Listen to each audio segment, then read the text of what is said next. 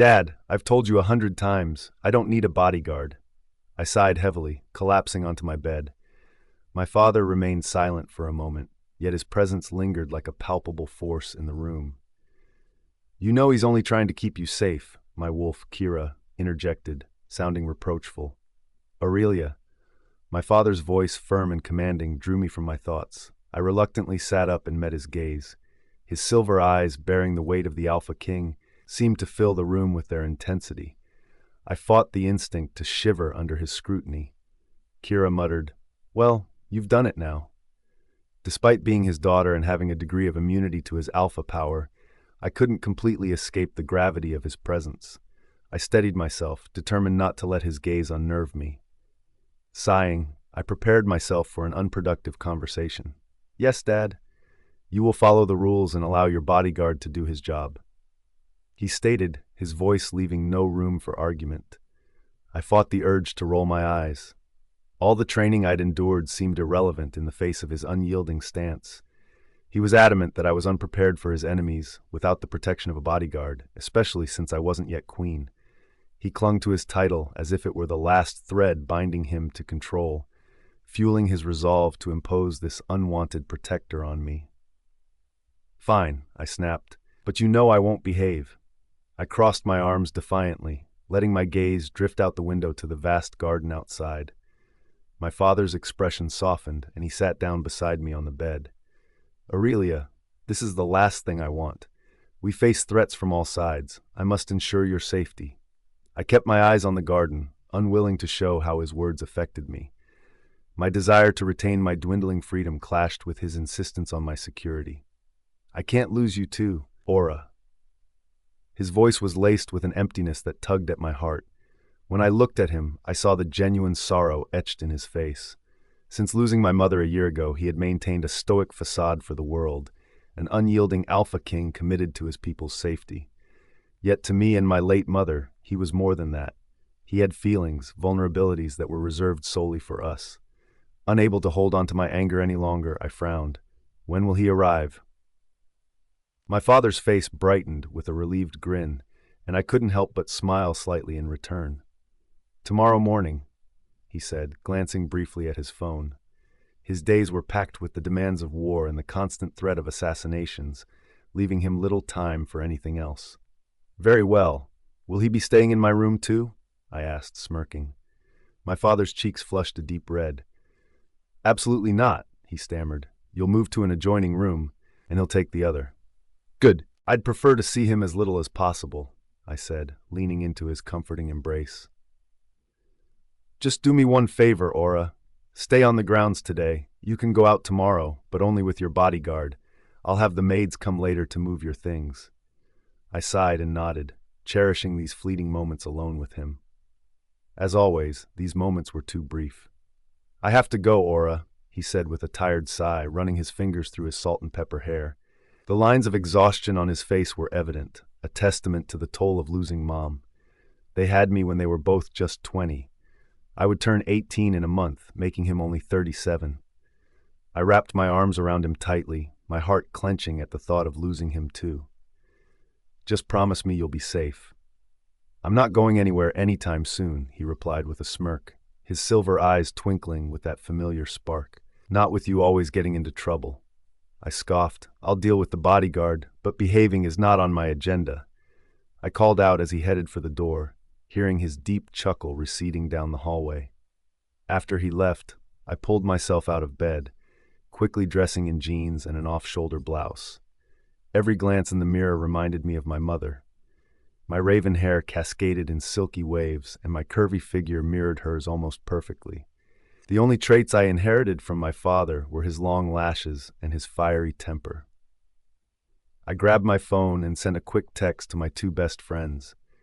Vesper and Ember, daughters of our cleaning staff, were my closest companions. We had grown up together, and their friendship had been my anchor throughout my years as an only child. Though traditionally the firstborn son would succeed as Alpha or Alpha King, my parents had defied tradition. My father had declared I would be the first Alpha Queen, a groundbreaking decision. I glanced at my phone as it lit up. Vesper was out of town visiting family, but Ember would be waiting for me in the gardens.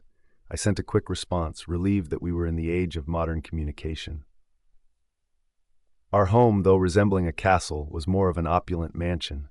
Surrounded by cities and towns under my father's rule, he commanded the largest kingdom in the world. One day, it would be my turn. Years of etiquette, training, and history had prepared me, yet following rules remained a struggle, perhaps due to my alpha blood or my stubborn nature.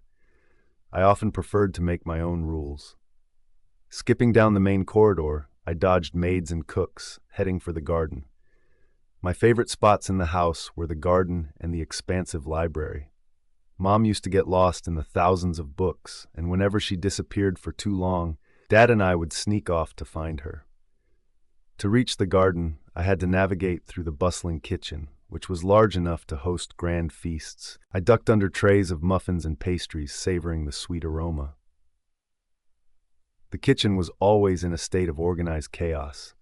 Mom had made sure that food from our kitchen reached the less fortunate in town, and Dad continued this tradition after her death, ensuring they received the same quality as us royals. As I slipped through the kitchen, I grabbed a warm chocolate chip muffin. Just as I was about to take a bite, I heard a voice. "Aurelia, drop that muffin!" I turned to see Ember's mother, Amara, approaching with a dirty rag as a makeshift weapon. I gave her a sheepish grin before sprinting through the kitchen.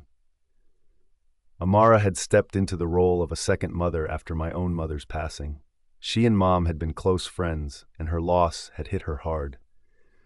Despite our royal status, my family had never looked down on others. We commanded respect due to our alpha blood, but had never abused it. I knew not all kingdoms were as kind-hearted. I jogged out onto the patio and breathed in the fresh spring air. It was my favorite season. The garden was alive with blooming flowers, their scents blending into an intoxicating aroma. Walking down the dirt path to the large gazebo, I spotted Ember's curly hair and her welcoming smile. Ember was the responsible one in our trio. Vesper and I were the wild ones, and Ember often struggled to keep us in check. Although I was a full lichen, Vesper and Ember were human. Our kingdom had a mix of humans and lichens, with a larger lichen population. Many humans were part lichen, but only a few could actually shift. "Took you long enough," Ember said with a shake of her head, her chocolate curls bouncing with the movement. Her skin, the color of freshly brewed espresso, made her honey-colored eyes stand out even more. I shrugged and dropped into one of the chairs in the gazebo. Dad needed to talk to me. "Anything important?" Ember's eyebrow arched, her golden eyes sharp with curiosity.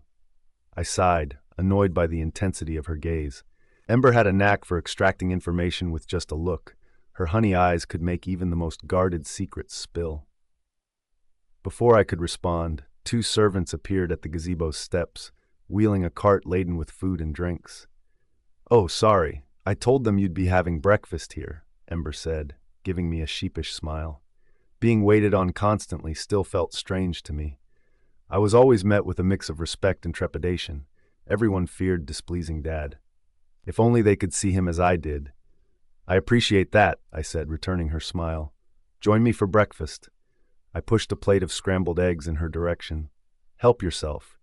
She smiled gratefully and started to eat. I turned to the servants, who were preparing to leave. "Thanks for bringing this. You can leave the cart. I'll make sure it gets back," I said, offering them a warm smile. The staff had been with us for years, and while I knew they appreciated my gestures, I often felt the need to pitch in. "So, what did the Alpha King have to say?" Ember asked, her expression now tinged with concern. I popped a large strawberry into my mouth, missing the chocolate chip muffin I had to leave behind. "He's assigning me a personal bodyguard," I grumbled.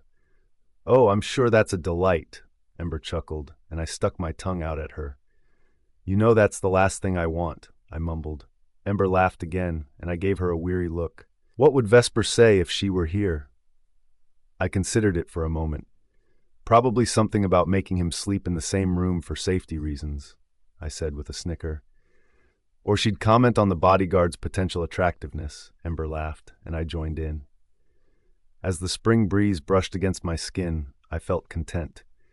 I nibbled on a piece of sausage, feeling a sense of happiness with Ember's company and the peaceful garden surroundings. She'd definitely have a lot to say about a personal bodyguard, I giggled.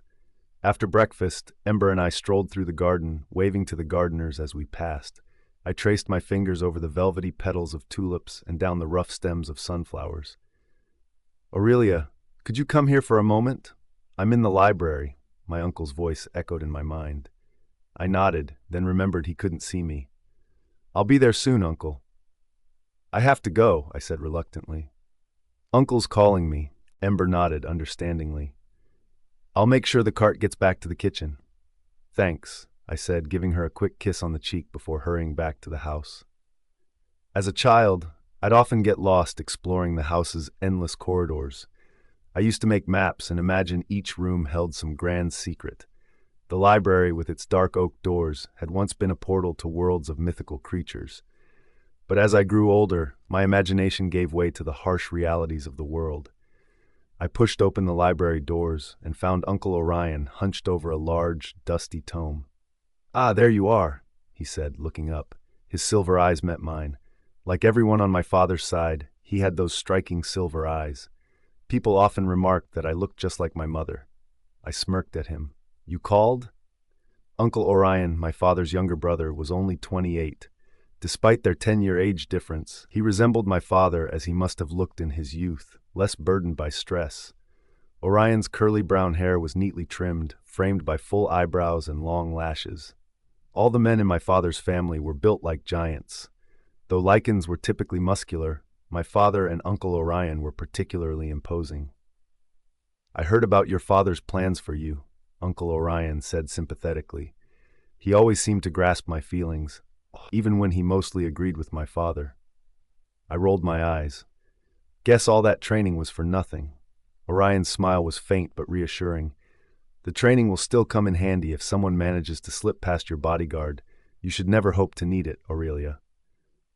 "I know," I sighed, settling onto a plush couch. "I just hate having someone shadow me all the time." "Understandable," Orion said with a smile. "You're the heir to the kingdom and his daughter. You can't blame him for being cautious." "True, but that doesn't mean I have to like it," I said, raising an eyebrow. He chuckled. "I wouldn't expect anything less. You're just like your mother." He seemed lost in a fond memory, and my heart ached at the mention of her. She had been one of my closest friends. "Has your father mentioned who the bodyguard will be?" Orion's question took me by surprise. "No, he hasn't said. I just assumed it would be some warrior," I replied with a shrug. "Knowing your father, it won't be just any warrior," Orion said, though his shrug seemed forced. I pushed aside my suspicions, attributing them to irritation. "Dad would probably get me an entire army if he could," I said, rolling my eyes. "Indeed," Orion agreed with a chuckle.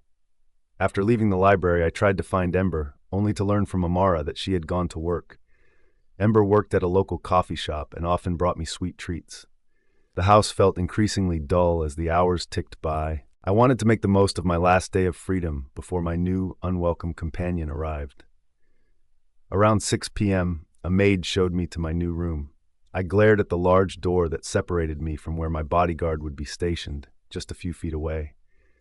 The new suite offered more space, giving the illusion of privacy. I flopped onto the bed, listening to music until it became boring to me. I then shuffled into the bathroom, which had been renovated over the years. Each bathroom had a walk-in shower and a bathtub large enough to be a small pool. I turned on the hot water and added a generous amount of vanilla bubble bath, grinning as the bubbles began to froth. I soaked in the bath until the water turned cold and my fingers wrinkled. Feeling more at ease about the next day, I curled up in bed and drifted off to sleep. In this novel, mates are identified once they reach the age of 18. Unlike the normal stories of finding your mate based on scent, mates are discovered through the means of touch instead. I woke up very early in the morning. The sun was yet to come up, and I couldn't bring myself to go back to sleep. My night had been filled with nightmares. I keep seeing my mom. The way her eyes looked as one of the rogues was about to attack me. I could still hear the scream from her throat as she shifted, a desperate act to try and save me. And then, the worst moment was when the light faded from her eyes as the rogue ripped out her throat, her dark fur matted with fresh blood. My father had been fighting in a fierce battle of his own, fighting off 3 rogues to protect us all. He hadn't witnessed her final moments, but I saw it. I watched as the life drained from her eyes, and I could almost feel when her soul departed from her body, taking with her wolf, her faithful companion. The loss of losing my mom left a gap in my heart, a pain that served as a constant reminder that she was gone trying to save me. I got up from the plush bed, putting on a robe as I made my way to the bathroom. The cold morning air seeped through the fabric, giving me goosebumps on my skin.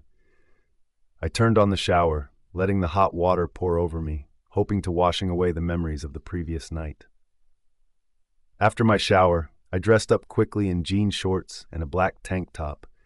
I decided to go without shoes, since it was still early, which meant the household staff would still be asleep.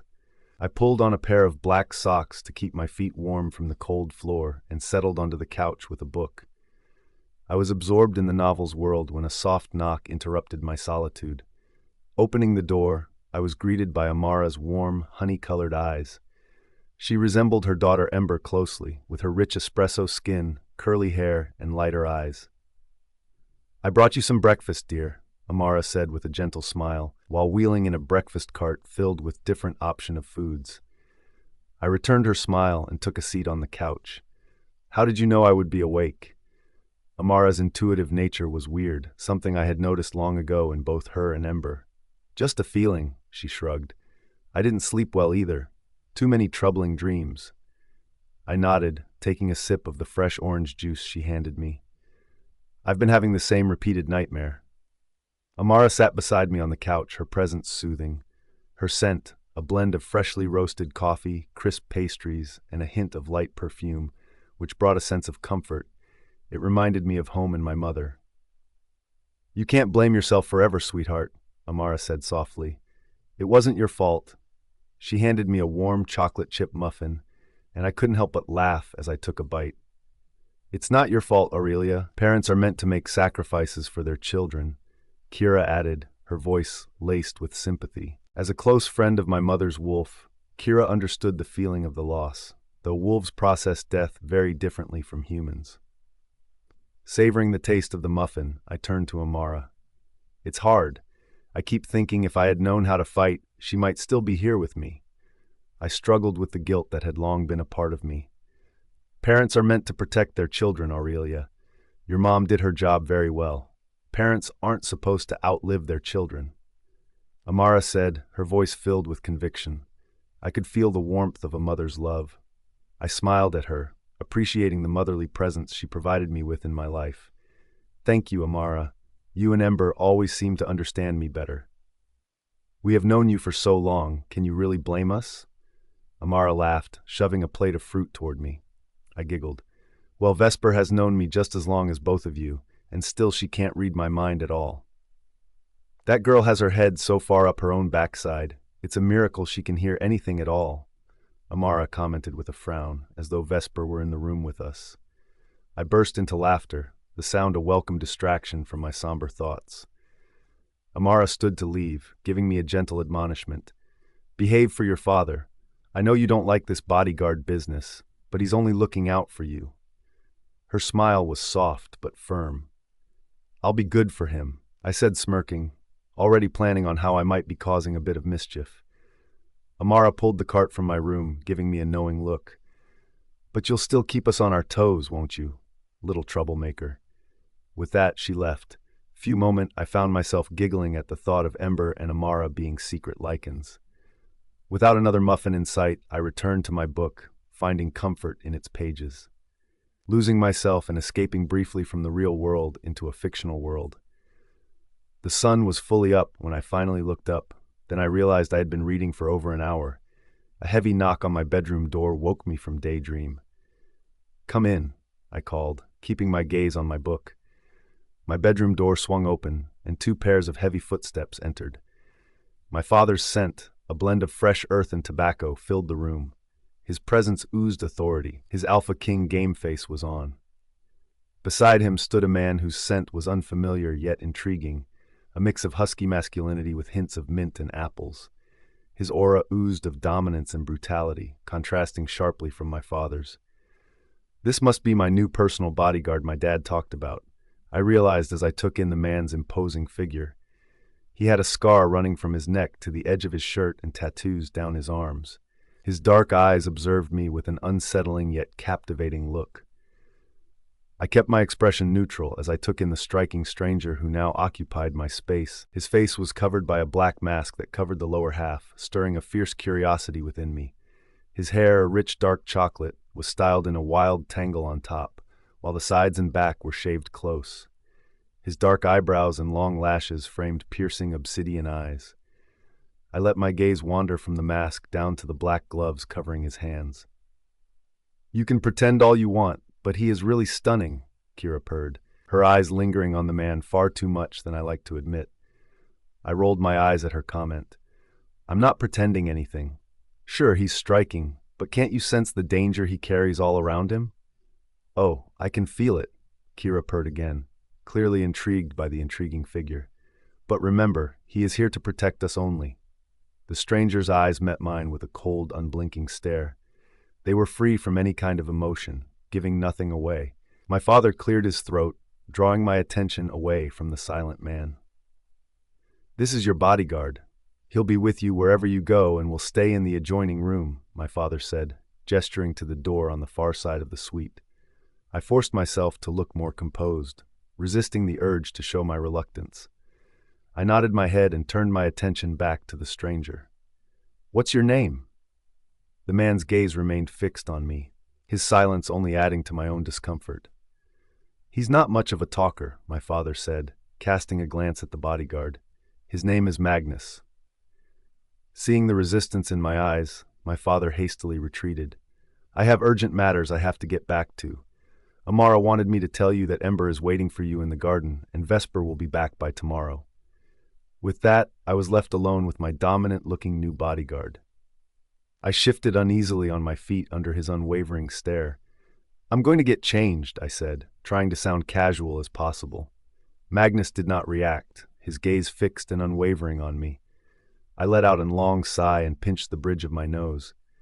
Grabbing a floral dress from my dresser, I headed to the bathroom, saying a silent promise to myself to confront him if he followed me.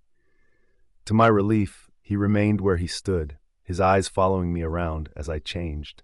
I pulled on a pair of white sneakers, keeping my gaze locked on his the entire time. "So are you mute?" I asked, hoping to get out a response from him. His voice, deep and rough, broke the silence. "No." I widened my eyes in surprise. "Are you a warrior?" I asked, observing his expressionless look for any hint of emotion. "No." I narrowed my eyes at Magnus. "Is no the only word you know?" "No," he replied with the same annoying word again.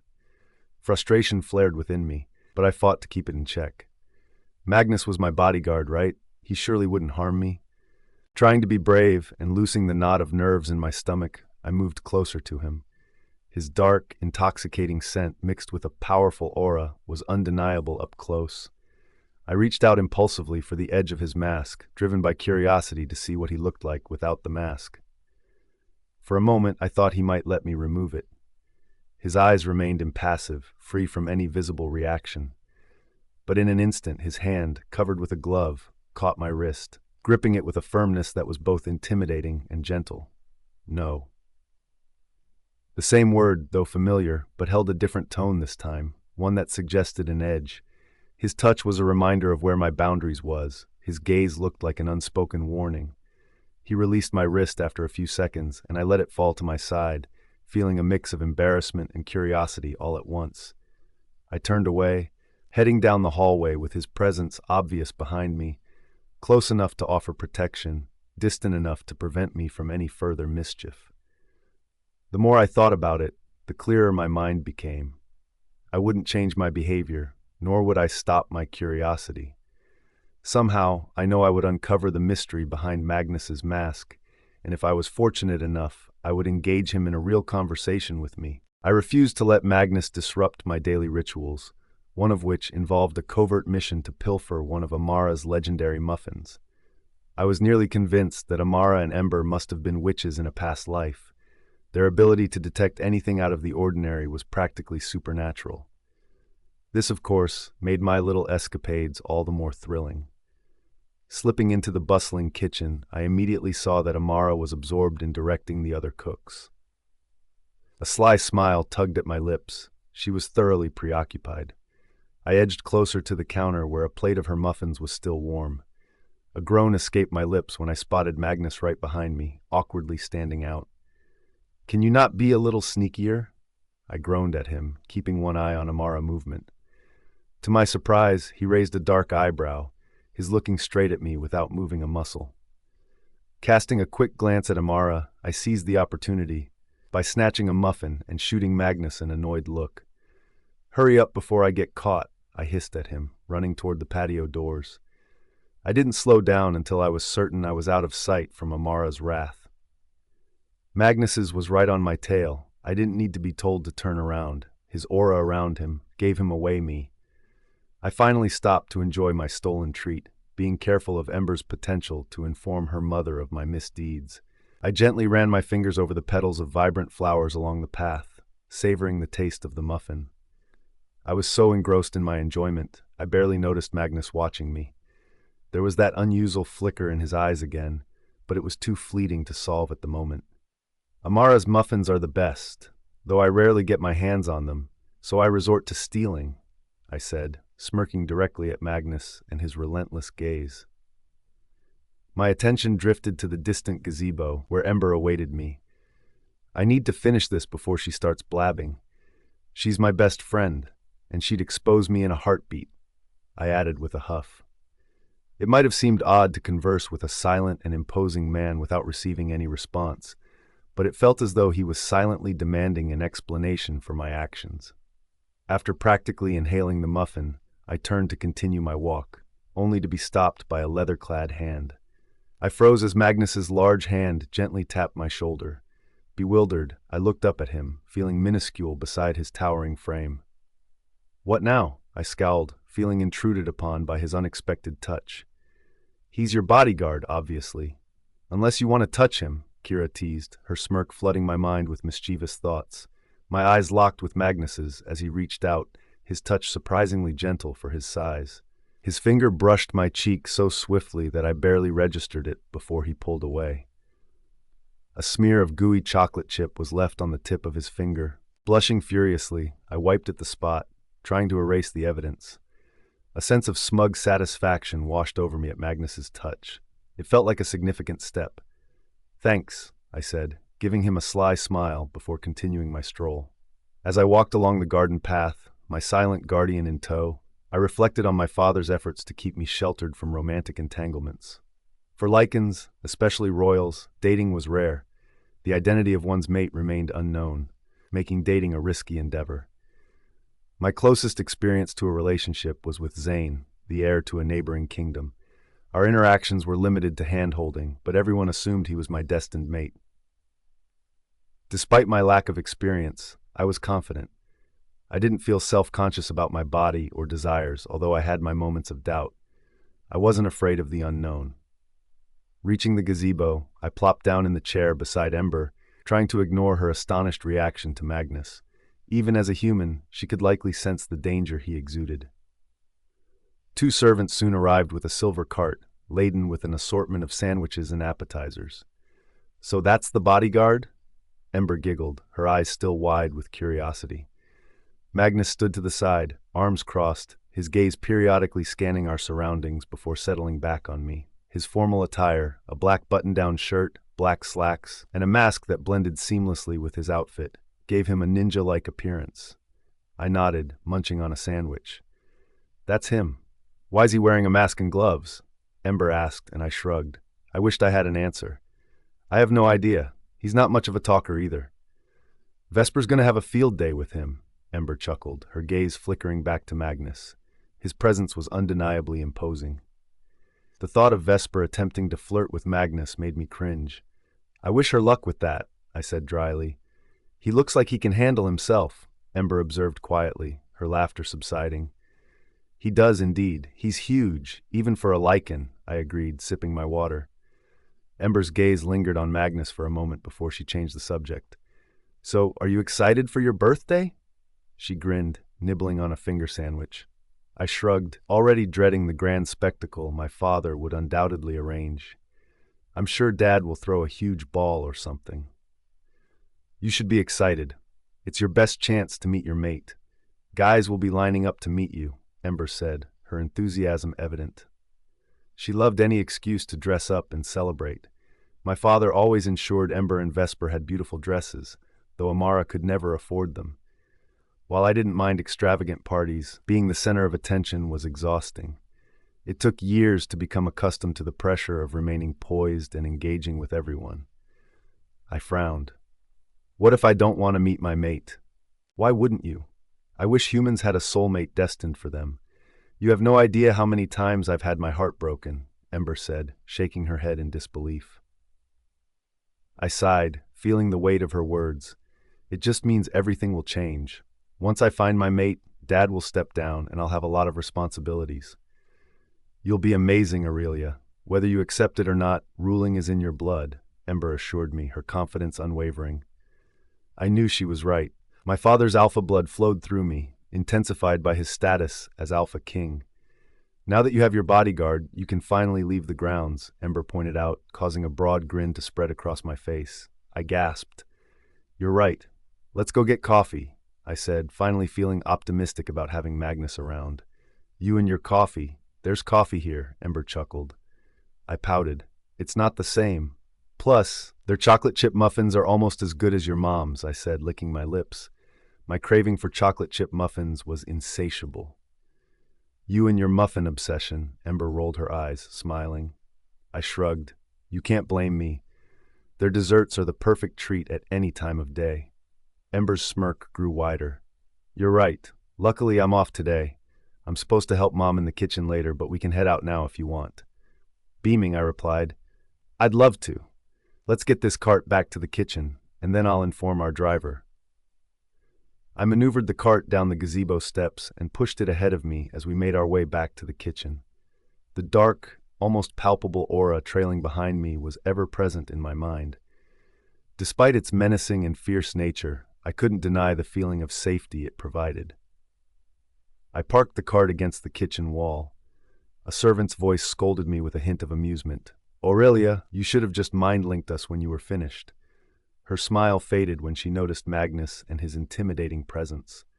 Offering her a gentle smile, I said, we had to pass through the kitchen anyway. Aurelia! Amara's voice echoed from the grand dining room. Kira's laughter rang in my mind, and you thought she wouldn't find out. Pale-faced, I glanced at Ember in alarm. Crap! We need to get out of here! I sprinted through the house, emerging safely out the front door. I didn't look back, but Magnus's presence was unmistakable as he followed closely behind me. Dad, Ember and I are heading to the cafe for coffee, I mind-linked him. His response was swift. Is Magnus with you? Rolling my eyes, I replied, of course. I don't think I could shake him if I tried. Do me a favor and don't try, Aura. Dad's relieved voice came through. I smirked. Aw, Dad, you think I'm that skilled? Actually, I know you are. Behave. Dad's stern tone was softened by an invisible smile. Always, Dad. I chuckled and ended the mind link. I climbed into the back seat of one of our black SUVs, with Ember quickly joining me and giving me a look of disbelief. Magnus took the front seat, adjusting the mirror to keep an eye on us. Where to, Miss Aurelia? The older driver asked, his eyes flickering nervously towards Magnus. I flashed him a wide grin. Just the cafe. As we drove, Ember and I chatted about my upcoming birthday and the grand party planned. It would be a great chance to see Zane again, someone I hadn't seen since before my mother passed. I couldn't ignore Magnus's gaze fixed on me through the rearview mirror. His intense eyes seemed to follow every movement. Despite my efforts to stay focused on Ember, I found myself drawn to the way his dark lashes framed his eyes and his tousled hair. My curiosity about what lay beneath his mask grew stronger. When we arrived at the cafe, curious eyes turned toward the SUV. Ember hopped out, and I followed, trying to avoid Magnus's penetrating gaze. I couldn't quite explain it, but I felt an inexplicable pull to be near him, a sensation that bordered on madness. We ordered our coffees, and of course, I grabbed another muffin. The close proximity to Magnus made my skin tingle. His shirt brushing against my arm sent shivers down my spine, and I fought the urge to rip off his mask. Finding an empty table outside, we sat down, with Magnus standing directly behind me. His captivating and enigmatic scent filled the air. "Hey, Aurelia!" A boy with blonde hair and a charming smile called out. He was unfamiliar to me, but everyone in our territory knew my name. "Hi!" I responded, feeling several eyes on us. The boy approached, casting a wary glance at Magnus. His smile was disarming, and his perfect teeth sparkled as he introduced himself. "I'm Soren. You haven't been out in a while." Leaning in, I gave him a radiant smile. "Soren, I like it. It's true, I haven't been out much. It's not always safe." I tried not to glance at Magnus. Before Soren could say more, Magnus moved from his spot and approached him, his presence alone enough to intimidate. Soren's fear was palpable as he backed away, his eyes darting between Magnus and me. "What the hell, Magnus?" I snapped. The first attractive guy to talk to me in weeks, and Magnus had to scare him away. Back in the SUV, I fumed silently. Soren had done nothing wrong. Magnus's actions were completely unprovoked. I planned to confront him about it later. I had promised Ember I would help her and Amara with the kitchen cleanup before dinner, so I had to postpone my interrogation. I braced myself for Amara's inevitable wrath. Returning to my room, I changed into something more comfortable, with Magnus shadowing me. He waited outside the bathroom as I changed, his presence both unsettling and intriguing. My gaze lingered on his tousled chocolate-brown hair, wondering if it was as soft as it looked. I found myself drawn to him, despite my confusion over whether this attraction was positive or negative. Finally, I faced him with a mix of curiosity and determination. "Why do you even wear that mask?" I asked, almost hoping for a response. To my surprise, Magnus rolled his eyes, a subtle shift that made my stomach flutter with anticipation. I couldn't resist pressing further. "What? Do you have a scar or something?" He raised an eyebrow, giving me a look that seemed to say, "Seriously?" His raised brow only added to his allure, making me wonder what lay hidden beneath his mask. A bold thought crossed my mind. Maybe it wouldn't hurt to make him as uncomfortable as he made me. I stepped closer until we were inches apart. His dark eyes bore into mine, revealing either a warning or a hidden depth.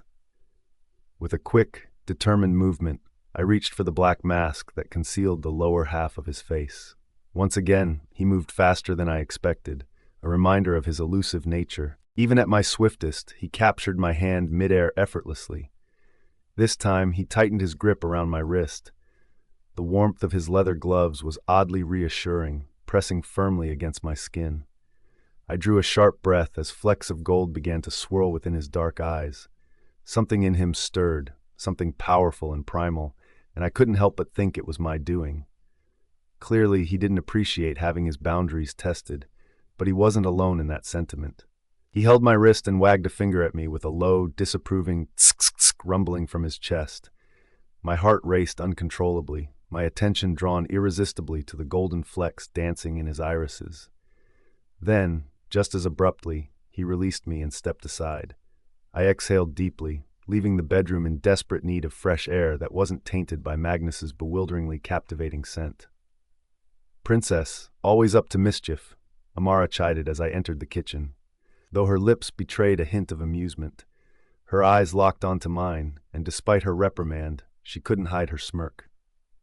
I offered a small smile in return. "Oh, come on, Amara. You know I can't resist your muffins." "Flattery won't get you anywhere, little lady," she said, her chuckle warm as she waved a dirty rag at me. I grabbed a cleaner and began wiping down the countless counters.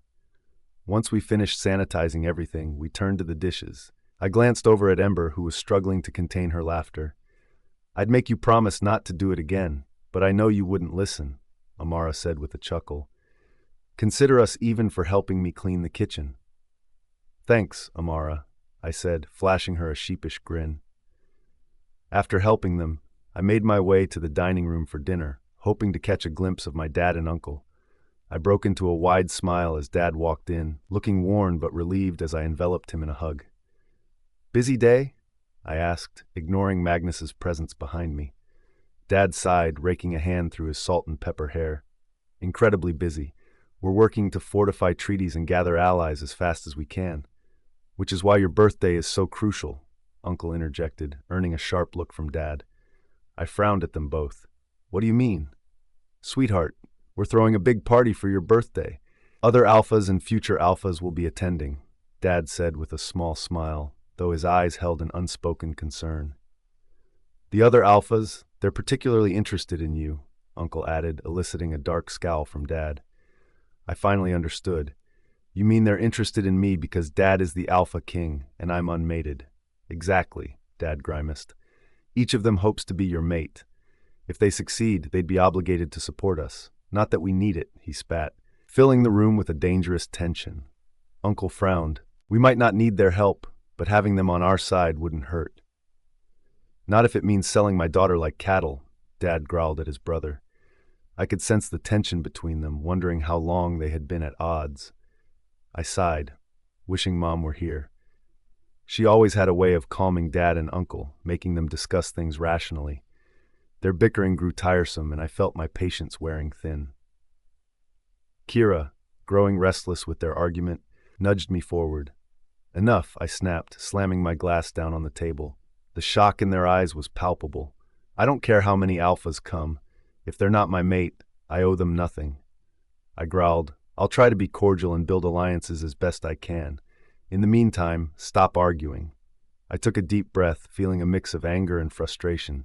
They looked at me with surprise, but I shrugged it off. You look so much like your mother. It's eerie, Uncle said, chuckling nervously as he went too far. Dad's face twisted in anger at his brother's words. After dinner, exhausted, I trudged back to my room, only to remember Magnus trailing behind me. The irritation from dinner and the earlier encounter at the cafe surged back. What was that back there? I growled, turning to face Magnus. His eyes, as dark as obsidian, were fixed on me, his brow raised in question. You know exactly what I'm talking about, I snapped. Why did you chase Soren away? Magnus's eyes rolled, provoking a mixture of anger and confusion within me. Kira growled in my mind, her frustration matching mine. You had no right. He did nothing wrong, I said, advancing to poke him in the chest. As expected, his hand shot out, wrapping around my wrist with a vice-like grip. His calm demeanor contrasted sharply with my agitation. I was furious with him, yet my body reacted to him in ways I couldn't explain, fluttering sensations and goosebumps that defied my irritation. I chalked it up to his striking appearance and intense presence. Oh, so now you decide to speak? I snapped, my voice edged with frustration. Magnus turned towards the door that separated our rooms, and I followed. I'm not done with you, I shouted, startled when he slammed the door in my face. I stood there, stunned. Stupid, infuriating bodyguard, I muttered, storming to my bed like a petulant child. The evening had left me more agitated than I'd care to admit, but I was too exhausted to care. I was dealing with too much, including the fact that Dad and Uncle were keeping secrets from me. Lashing out at Magnus was my way of coping, though it only worked briefly. His silence and my failed attempts to provoke a response left me feeling even more frustrated. I think we need a new approach, Kira mused in my head, her voice brimming with fresh determination. I pondered, contemplating her idea. If anger wasn't effective, perhaps temptation might be. That night, I set my plan into motion, determined to elicit a reaction from Magnus. Though I wasn't the epitome of classic beauty, I had my own assets. My raven-black hair flowed in waves down my back, and my green eyes stood out vividly against my porcelain skin. I had curves and a full chest that I hoped would make an impression. In the bathroom, I shed my clothes and slipped into a pair of panties and a tank top. The hot water of the shower felt heavenly, soothing my aching muscles as I took my time, letting the steam wash away my stress. Emerging from the shower, I wrapped a towel around myself. As I stepped out, I missed the shower mat, and with a sudden yelp, I stumbled, crashing into the sink. The glass cup perched on the edge toppled and shattered. "Dumn it," I muttered, crouching to clean up the mess. A sharp sting in my foot made me wince as a piece of glass embedded itself in my flesh. Blood began seeping onto the white floor, and I staggered, nearly falling when Magnus burst through the door with an explosive force. His intense, gold-flecked eyes scanned the room quickly, and he looked every bit as fierce as he did attractive, wearing a simple black tank top and loose shorts. The gloves and mask remained on him, adding to his raw, disheveled allure. I struggled to stay upright, clutching the wall and the too small towel around me. Magnus moved swiftly, lifting me as if I were a child and setting me on the toilet. The warmth from his touch lingered. Ignoring the broken glass, he retrieved a first aid kit from the cabinet. "I can manage," I protested, reaching for the kit, but he pushed my hand away with a commanding "sit." His deep voice brooked no argument. I grumbled, but complied, feeling a mixture of frustration and curiosity as Magnus worked on my foot. His charcoal eyes remained fixed on mine, and I was captivated by the subtle, almost imperceptible changes in his gaze. As Magnus removed the shard of glass and poured alcohol over the wound, I tried to keep my smirk hidden. The cut was worse than I'd thought, deep and painful. When he produced a bandage, I interrupted. "Let me get dressed first. You can finish this in the bedroom." He nodded and exited, and I let out a quiet laugh, eyeing the splintered door. I took advantage of his brief absence, letting the towel fall and slipping into my chosen attire, a black lace tank top and panties. The tank top was short, leaving my bottom exposed, while the lace underwear barely concealed my cheeks. With a grimace of pain from my foot, I made my way to the dresser, aware of Magnus's gaze on me as he turned. "You don't seem like the type to be scared of a half-dressed girl," I said, trying to sound calm, though inside I was a mess of nerves and excitement.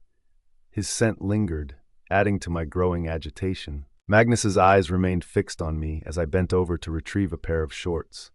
His expression was inscrutable, and I took a deep breath. "Look down, Magnus," I challenged with a smirk, daring him to respond. There was something dangerously enticing about provoking him. The primal power he exuded was a risk, but I felt an odd sense of safety. His few touches had been gentle, and I couldn't help but be drawn to him despite my better judgment. As Magnus's gaze traveled slowly down my body, a warm thrill spread through me. His eyes, once dark, now shimmered with golden flecks. I reveled in the attention, the heat of his stare creating a tangible connection between us. When his gaze returned to my face, the gold flecks still lingered. "That wasn't so hard, was it?" I teased, settling onto the bed and extending my foot toward him. I felt a small victory in having made a crack in his otherwise stoic demeanor. Magnus's expression remained neutral as he finished wrapping the bandage. His eyes met mine, and I felt a magnetic pull. Absorbed in the golden flecks of his gaze, I absent-mindedly licked my lips, caught up in Kira's speculative thoughts. "Thank you, Magnus," I purred, savoring the effect of my words. With a final, deliberate move, I crawled across the bed and slid under the covers, my lace-covered bottom facing him. Before I could catch his gaze again, the adjoining door slammed shut. "Got him," Kira's voice purred triumphantly in my mind. That night, I went to bed with a satisfied smile, and for once my dreams were undisturbed. I woke up that morning feeling more refreshed than I had in ages. For once, the nightmares didn't plague my sleep, and I was stunned to find it was already 11:30 a.m. Stretching and wiping the sleep from my eyes, I slid out of bed, only to freeze when I saw Magnus. He was perched on the couch, his gaze fixed intently on me. The thought that he might have been watching me sleep was unsettling. I realized only then that I was clad in nothing but a thin tank top and lace panties. Surprisingly, I wasn't self-conscious. Despite the situation, I felt a strange thrill. "Enjoying the view?" I teased, crossing my arms over my chest. My stomach fluttered at his intense stare. Magnus was dressed formally again, in a long-sleeve shirt, black slacks, leather gloves, and that ever-present mask covering the lower half of his face. The mask irritated me more than usual today, and my curiosity about what lay beneath it grew stronger. He rolled his eyes in a way that sent a shiver down my spine and tapped his watch, clearly unimpressed by my attempt to provoke him.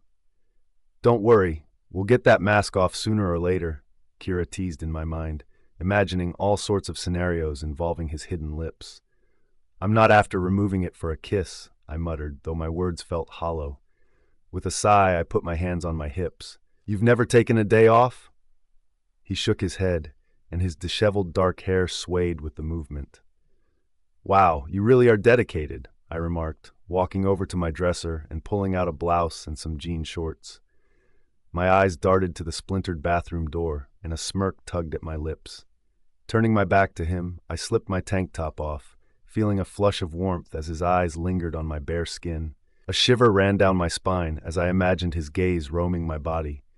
I quickly donned a black bra and faced him again. His gaze was once again fixed on me, and I couldn't help but smirk. "I could feel your eyes on me," I said, meeting his gaze. The mask only intensified his allure, making him even more intriguing. A peculiar thrill ran through me as he looked away, a gesture that seemed almost forced. I pondered how many women he had been assigned to guard, and how many had tried to distract him like I was now. The thought left a sour taste in my mouth. "Maybe things will change," I said, letting my words linger as I finished dressing. A soft knock on the door interrupted me. "Come in," I called out, a bit annoyed. Ember peeked in, her eyes darting between Magnus and the broken door. My face flushed slightly, though I hoped she wouldn't jump to conclusions. "Girl, I've been waiting for ages," Ember huffed, crossing her arms. I gave her a sheepish smile. "Sorry, I overslept. You know Vesper's going to be upset. She's out at the gazebo waiting for you," Ember said, shaking her head. I cursed under my breath, realizing I had forgotten Vesper was coming home today. "Crap, let's go," I said, catching Magnus's gaze for a moment. Did he really spend all morning just watching me? We hurried to the gazebo, where Vesper was already standing up from one of the chairs. "Oh, I see. A few days away, and you've already forgotten about me," she said dramatically, rolling her blue eyes and flicking her sandy blonde hair behind her shoulder. I offered a reassuring smile. "Forget you? Impossible. You wouldn't let me if I tried," I teased, watching her features soften a bit. Vesper was slender and taller than me, but I still had a more rounded figure that seemed resistant to change despite my efforts. As we sat down at the table, my stomach rumbled at the sight of the food cart approaching. Vesper didn't wait for an invitation and grabbed a couple of finger sandwiches, while Ember gave me a small smile. I nodded in thanks. Ember always knew I appreciated the breakfast and sometimes lunch we shared. "So, you won't believe what happened while I was gone," Vesper began excitedly, and I settled back, ready to listen. "What?" I started to ask, but she cut me off. "Here we go," Ember whispered with a chuckle. Vesper's gaze shifted to Magnus, her eyes widening with curiosity. "Who is that?" she asked, raising an eyebrow at me with a sly smile. He's," I started, but Vesper interrupted. "You got yourself a boyfriend while I was away? Wow, Aurelia, he's huge," she said in a stage whisper, clearly forgetting that lichens had exceptionally sharp hearing. "Vesper," I said firmly, giving her a pointed look. She raised her hands in mock surrender. "Let her speak, Vesper," Ember said, shaking her head with amusement. Vesper's smirk remained. "What? He is?" "Nope," I said with a chuckle, glancing at Magnus. His eyes seemed locked on me, and I could have sworn I saw something flicker in their depths at my words. Vesper's jaw dropped in surprise. "He's not your boyfriend?" "Nope," I repeated, knowing full well where this conversation was headed. "Magnus, huh?" Vesper mused, her gaze lingering over Magnus's form.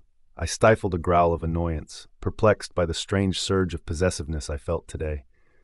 I toyed with the fruit on my plate, exchanging a knowing glance with Ember. "So is he single?" Vesper's eyes shifted to Magnus, who remained intently focused on me. I tried to dismiss the unexpected possessiveness and shrugged nonchalantly. "I'm not sure." "Really? Haven't you asked?" Vesper's voice was barely a whisper, though her eyes remained fixed on Magnus. Rolling my eyes at her failed attempt at subtlety, I replied, "He doesn't talk much. Besides, why would I need to know?" My irritation was growing. Even though it wasn't strictly my business, I found myself wanting to know, was Magnus seeing someone? "Hey, Magnus?" Vesper's voice broke the silence, and I couldn't help but notice Magnus's fleeting glance toward her. Sighing, I let my gaze return to his face. His eyebrow twitched slightly at Vesper, igniting a spark of jealousy within me. Vesper's behavior was always the same, but something about Magnus made me feel differently this time. "Do you have a girlfriend?" Vesper asked, leaning forward with a mischievous grin. I fought back a smug smile as Magnus's eyes flicked back to me. "No," he answered firmly. His deep voice resonated with a shiver that I was sure he noticed. "Ah, that's a shame." Vesper's tone carried a hint of mock sympathy, though her gaze stayed fixed on Magnus. "What did you do before this, Magnus?" she asked, her voice dripping with intrigue. I sighed and pushed aside the strange jealousy I felt. "He doesn't really talk," I said, popping a grape into my mouth. "I told you." Maybe I can change that, Vesper said with a giggle, her eyes never leaving Magnus. If you manage it, do let me know your secret, I said with a smirk. What were you going to say before you got distracted by Aurelia's bodyguard? Ember asked, her eyes twinkling with amusement. Ember's cheeks flushed slightly as she sputtered. Well, I ran into an ex of mine, and we really hit it off. We might have even kissed. She giggled, though her gaze kept returning to Magnus. But I think we're better off as friends, Vesper added, shooting a pointed look toward Magnus that didn't escape my notice.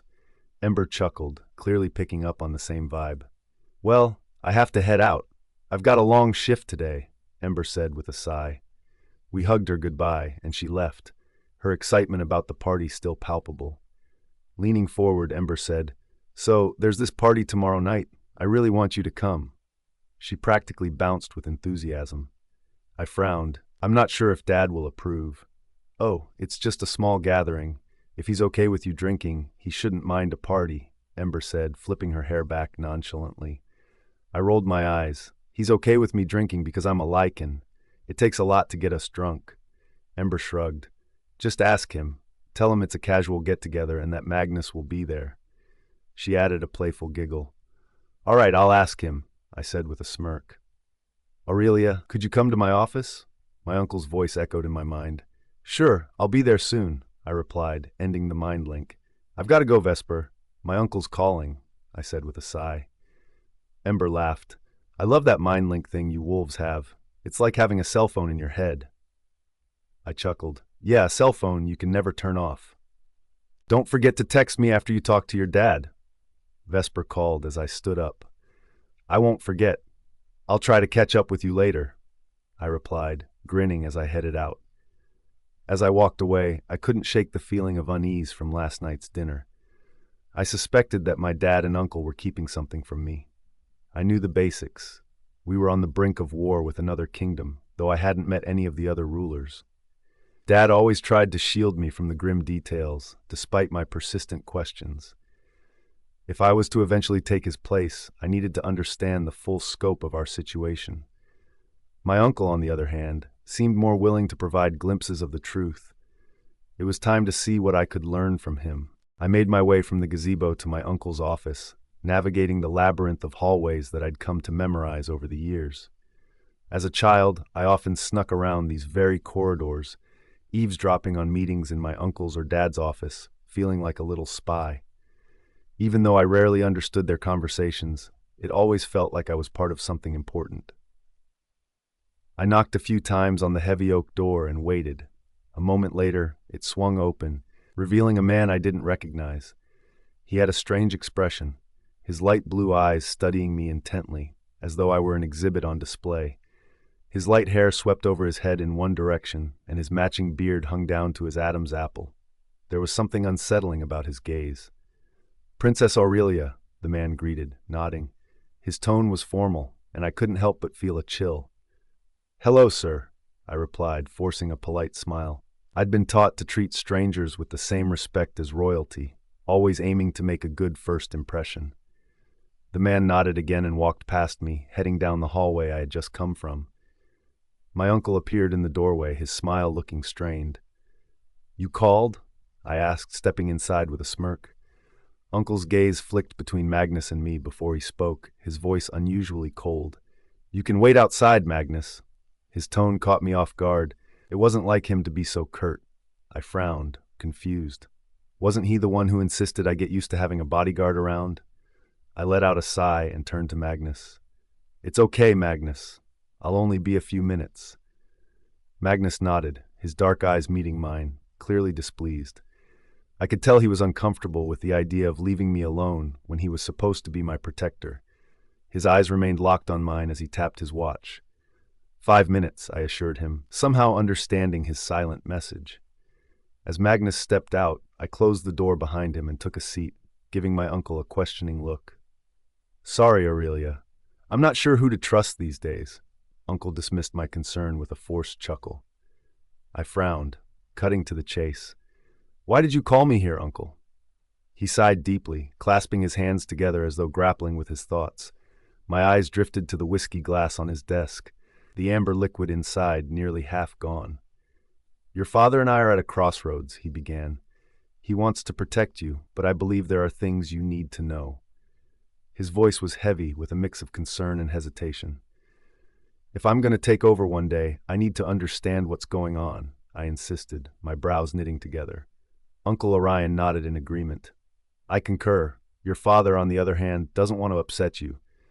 Well, I'm not a child. Tell me, I urged, crossing my arms. It felt odd, the way Uncle Orion seemed to be subtly undermining Dad, but I wouldn't let it drive a wedge between us. I knew everything Dad did was out of love and a desire to keep me safe. Firstly, the town and the mansion are secure for now, he said. A few attacks occurred last month, but we couldn't determine if it was rogues or enemies of your father. For now, it seems they've stopped and the area is safe. His words made my breath hitch in my throat. My thoughts flashed back to my mother and the horrifying image of the wolf that had taken her from me. My mouth went dry and I nodded, signaling for him to continue. Your father wants Magnus to stay as a precaution, but we've also implemented new security measures, especially with your birthday coming up, he added, his tone attempting to be reassuring. I sighed, feeling the weight of what lay ahead. Complicated? How so? I asked, dreading the answer. The rulers from the other packs aren't necessarily concerned with whether you're their destined mate or not, Orion explained, a frown deepening on his face. My confusion was evident. Why is that a bad thing? It sounds good to me. It's bad because they're determined to win you over, regardless, he clarified, glancing at the bottle of amber liquid. Kira, my inner wolf, growled in my mind. Let them try. We should at least be civil, Kira, I countered, trying to maintain some diplomacy. Fine, she grumbled, but if they touch us, I'm breaking their hand. Deal, I agreed, amused by her fierce protectiveness. I coughed to cover my laughter, regaining my composure. Excuse me? Orion continued. Your father sees mates as sacred, but not all packs share that sentiment. His words gave me pause, making me wonder where he stood on the matter. I don't understand, I shook my head. How can you just disregard your goddess-given mate? His expression turned somber, almost haunted. People do what they must for power, Aurelia. Never forget that. I crossed my arms defiantly. They can try all they want. I'll only accept my mate, I declared with a growl. Orion chuckled, shaking his head. Just like your mother. I nodded. She was a wise woman. Indeed, she was brilliant, he agreed. But remember, Aurelia, you also have to think about what's best for this kingdom, he added, his tone serious. His words didn't sit well with me. Are you suggesting I consider one of these men? I asked, my voice tight. If you feel it's the right decision, your father and I will support you, he replied. Fine, I muttered, rising from my chair. It was time to leave. His 5 minutes were up. As I turned to go, Orion stopped me. One last thing, Aurelia. Yes, uncle? I asked, feeling the need for fresh air. He hesitated before speaking. Do you know who your bodyguard really is? I blinked in confusion. He's Magnus. Why?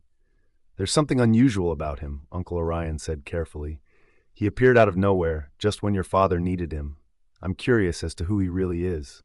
I shrugged, though his words piqued my curiosity. I don't know, Uncle, but Magnus doesn't feel like a threat. If anything, he makes me feel safe. Orion nodded, though concern lingered in his eyes. Let me know if you find out anything. Of course, Uncle, I agreed, stepping out of the office. Magnus was leaning against the wall outside, his muscular arms crossed over his chest. He raised an eyebrow as I emerged, and I could almost see the question swirling in his dark eyes. I knew I must have looked completely flustered. My cheeks felt warm, and my eyes were wide with too many emotions swirling within me to untangle. Later, I muttered, exhaling deeply. I need some air. I headed down the hallway and up the stairs, needing a place where I could be alone with my thoughts. I opened one of the many bedroom doors at random and slipped inside, shutting the world out. Magnus closed the door behind me and followed me out to the balcony. With a frustrated sigh, I dropped into one of the chairs. Magnus stood off to the side, his dark eyes fixed intently on mine. You can sit, you know, I said, raising an eyebrow at my incredibly attractive bodyguard. Predictably, Magnus remained silent and simply shook his head no. Suit yourself, I muttered, resting my head on my hand as I stared down at the gardens below. Despite myself, I couldn't help but glance back at him every few moments. It was as if he had some magnetic pull on me. My gaze traced every strand of his hair, the curve of his full eyebrows. When one of his eyebrows lifted, I realized I was frowning. Just a lot on my mind, I sighed. My parents had always taught me to honor and value the mate bond. How could anyone just toss away their soulmate, the one person destined for them since birth? It seemed unthinkable. But Uncle Orion had almost seemed to encourage that idea. Maybe it was because he had never met his mate. If he had experienced what my parents had, he wouldn't be so quick to dismiss the mate bond. "Can I ask you something?" I found myself speaking to Magnus without really thinking about it. "I know you probably won't answer, but you can just nod if you want," I added, sighing softly. My eyes drifted to the mask covering the lower half of his face, and I couldn't help but wonder what his lips looked like. Magnus nodded. "Do you have a mate, Magnus?" I asked softly, my voice more contemplative than I intended. His dark eyes bore into mine for a long moment before he shook his head no. "Neither do I sighed. "Would things be simpler if I had already found my mate?" "Probably. If someone told you to abandon your mate for power, what would you do?" I asked, even though I didn't expect an answer. I could feel my cheeks heating under his intense gaze. His eyes seemed to be searching my face, looking for something. "Fuck power," Magnus's deep voice finally replied, nearly making me lose my breath. His accent was rough and guttural, adding an edge to his already intense presence. A surprised giggle escaped my lips before I could stop it. Something flickered in Magnus's eyes at the sound of my laughter, but he masked it quickly. "Thank you for that," I said, giving him a genuine smile. "It helps put things in perspective." I was almost certain none of the other rulers would catch my interest, but for my father's sake, I would try to keep an open mind. Still, I wasn't about to let any of these men push me around. The thought made my stomach twist, and I felt even more confused when Magnus's face kept popping into my head. The rest of the evening dragged on unbearably slow. My uncle's words echoed in my mind repeatedly, interspersed with Magnus's two defiant words. "Fuck power." His deep, rough voice clashed against my uncle's message, brimming with anger. It struck me as odd for someone like him to say, "Fuck power." Magnus, with his immense size and speed surpassing that of a typical lichen, seemed to exude power from every pore. "Shouldn't we think of ourselves for once?" Kira asked, frowning. I sighed, wishing things were that simple. "Kira, we're going to be responsible for an entire kingdom. It's often about more than just us. It's not as complicated as you're making it out to be. Our mate was chosen for us for a reason. They'll be there to support us," Kira said with conviction. "If we ever find him," I replied, sighing again. I could only imagine what Kira must be feeling. Humans and wolves handled matters so differently. As the daughter of the Alpha King, Kira's instincts were to protect her people at all costs. But she was also bound to our future mate, incapable of betraying him even if she wanted to. Her very nature was at war with itself. While my desire to protect my people was strong, I questioned whether I was ready for what it would mean to forgo my mate. Could I endure a lifetime with someone who didn't truly fulfill me? Sleeping beside them, having children together, building a shared life, it all felt like a half-life to me, a life devoid of authenticity. If my mom were still alive, she'd have scolded my uncle for planting such thoughts in my head and burdening me with this responsibility. I lost track of time sitting on the balcony, soaking in the silence and the cool breeze that tousled my hair. I watched the sun dip behind the clouds, casting the garden below into shadow. Occasionally, it would break free, spilling hues of orange and yellow over the garden. My eyes stayed fixed on that garden, and I could feel Magnus's gaze fixed on me. "Aurelia?" A soft voice interrupted my thoughts. One of the servants peeked through the balcony doors, offering a tentative smile. I pulled my gaze from the sunlit garden and turned to her. "Yes?" I smiled, noting how new and apprehensive she seemed to be working here in the mansion. "The Alpha King is waiting for you in the dining room, miss." The young servant girl gave a slight smile, bowing her head. Standing up, I realized just how stiff I was. How long had I been sitting there? "I'll follow you down," I said, nodding as I closed the balcony door behind us. As we walked down the wide corridor in silence, my thoughts returned to my predicament. "So, what's your name?" I asked, smiling at the girl. She looked no older than 14. I needed to quell the tumultuous thoughts in my head, and talking to servant girl seemed like a good distraction. Her earth-toned eyes widened a little, and a more relaxed smile appeared on her lips. Minda, but you can just call me Mimi. How long have you been working here, Mimi? I asked warmly. Just a few days now, she admitted, letting out a nervous breath.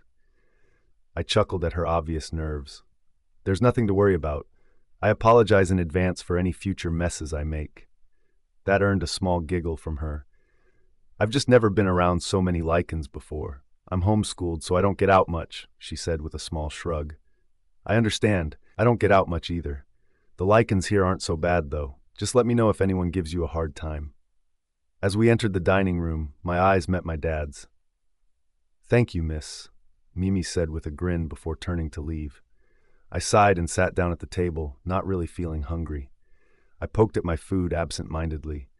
After a few moments of silence, my dad cleared his throat. Aurelia, what's on your mind?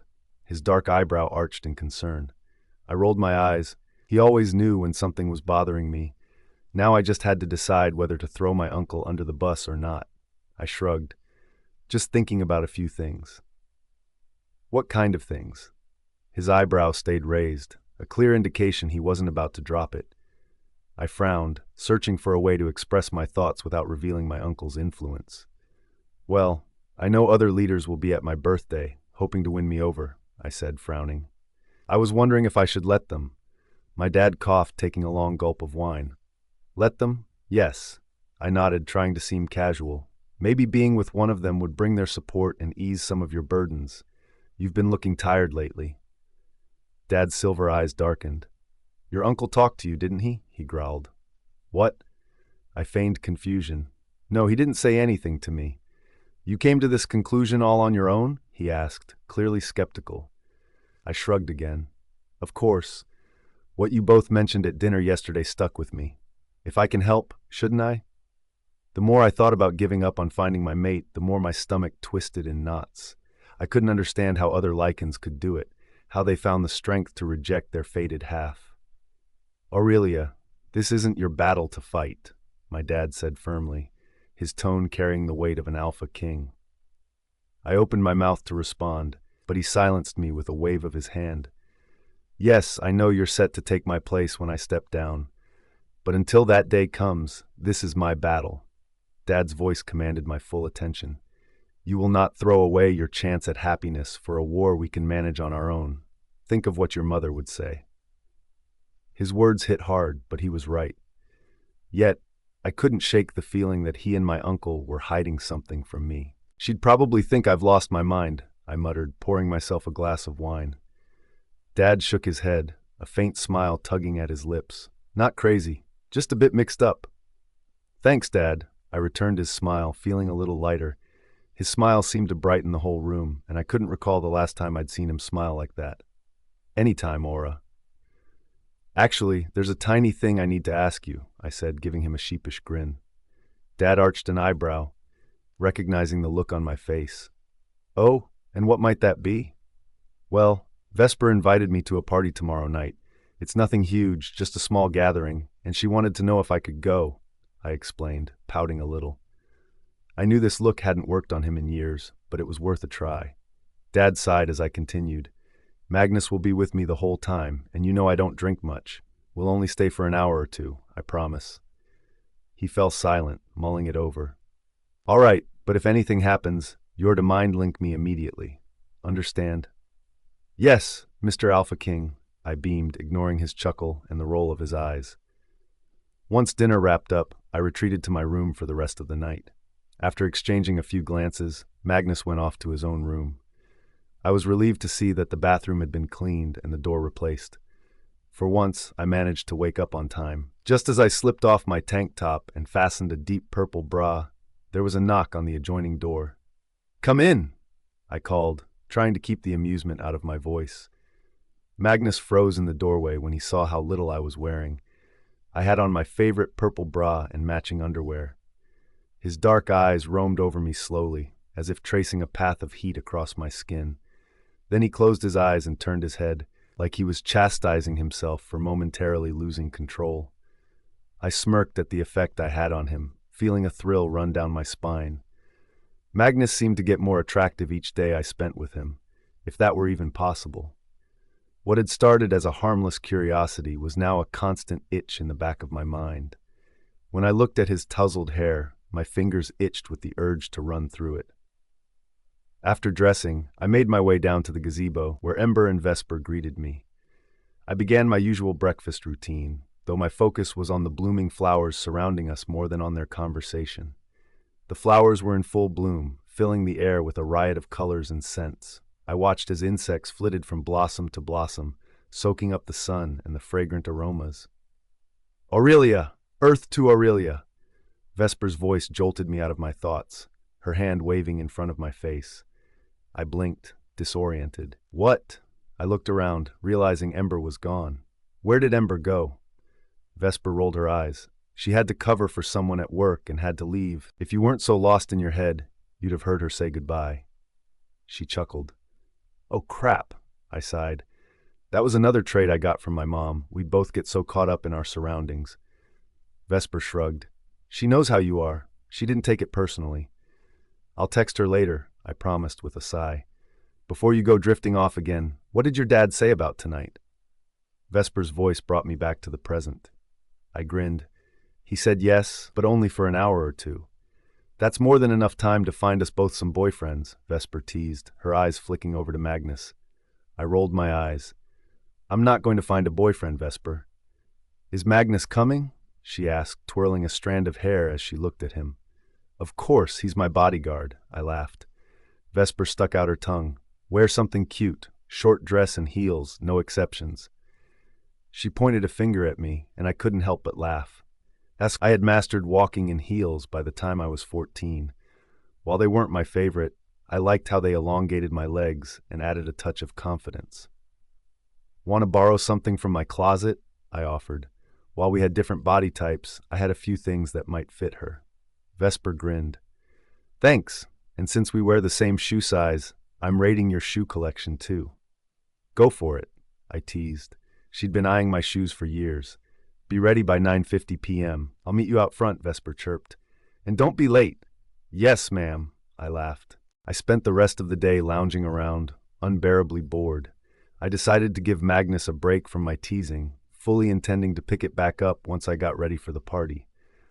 I wasn't dressing to impress anyone else, just Magnus. I wanted to see if he could maintain that emotionless facade when he saw what I planned to wear. Vesper knocked on my bedroom door around 8:10 p.m., and Magnus followed her inside, leaning against the wall.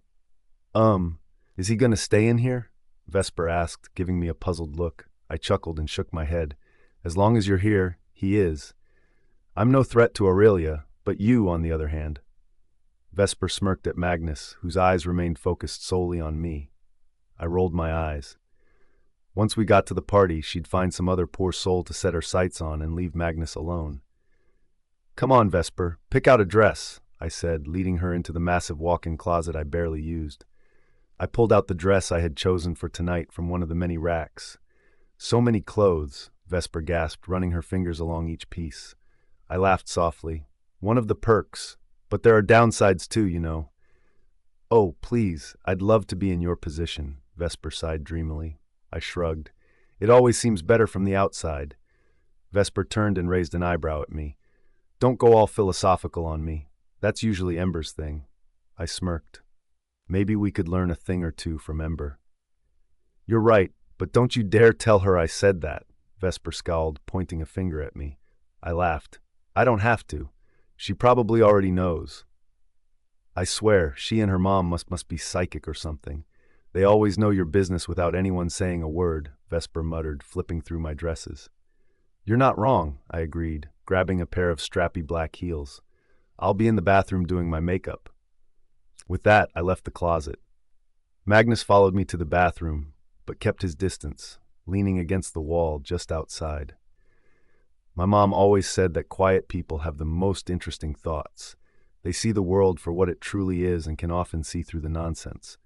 I wondered if Magnus fit that description. As vain as it sounded, I wasn't used to doing full glam makeup on my own. Usually, my dad would have a team come to the mansion to handle my hair and makeup. Tonight, I kept it simple. I applied some eyeliner with a small wing and added a swipe of mascara. I never bothered with foundation and concealer.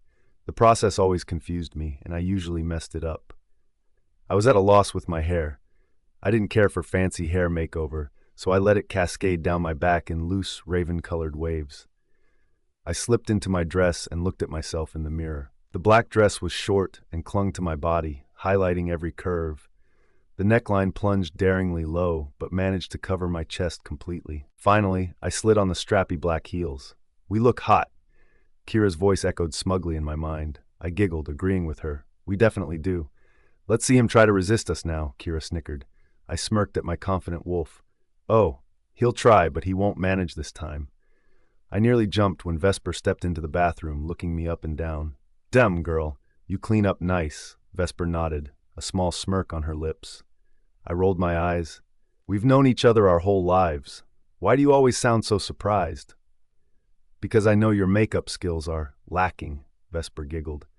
I shot her a playful glare and stepped out of the bathroom, eager to see Magnus's reaction while Vesper was busy getting ready. He'd definitely mask his reaction if she was around. I slipped out and locked eyes with Magnus. He leaned against the wall, looking more attractive than ever. His black mask blended perfectly with his charcoal long-sleeve shirt, and black leather gloves covered his hands. His tousled chocolate hair added to that bad boy vibe, but it was his eyes, dark and piercing, that drew me in. Even surrounded by darkness, his gaze was the first thing you noticed. I stood before him, one hand on my hip, watching his eyes closely. I had often seen a flicker of something beneath his dark stare, but he was a master at hiding it. A smirk tugged at my lips as he struggled to keep his gaze on my face. His eyes moved slowly, almost reluctantly, down my body. They lingered on my chest and exposed thighs, and I noticed the golden flecks swirling in his eyes, giving away his interest. He was definitely tempted. "He can't help himself," Kira snickered. I nearly stepped back when his usual aura of ferocity and dominance surged to life, crashing over me like a wave. His eyes were nearly all gold now, his wolf desperate to break free. While his intense aura might have scared others, it only thrilled me.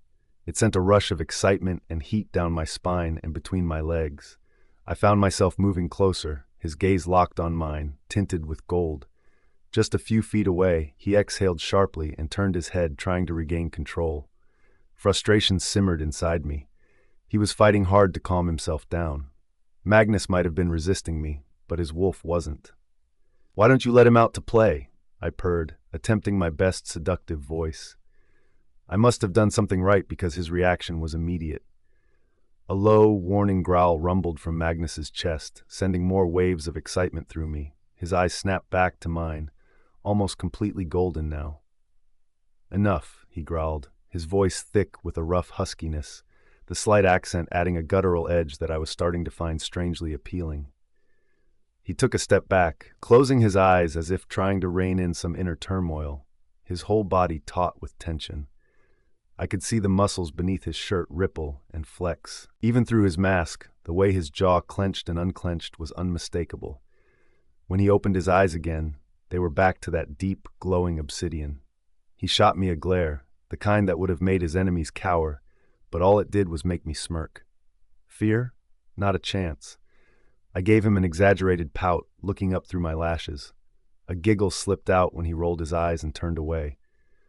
A moment later, Vesper strutted out of the bathroom, doing a playful spin to show off her outfit.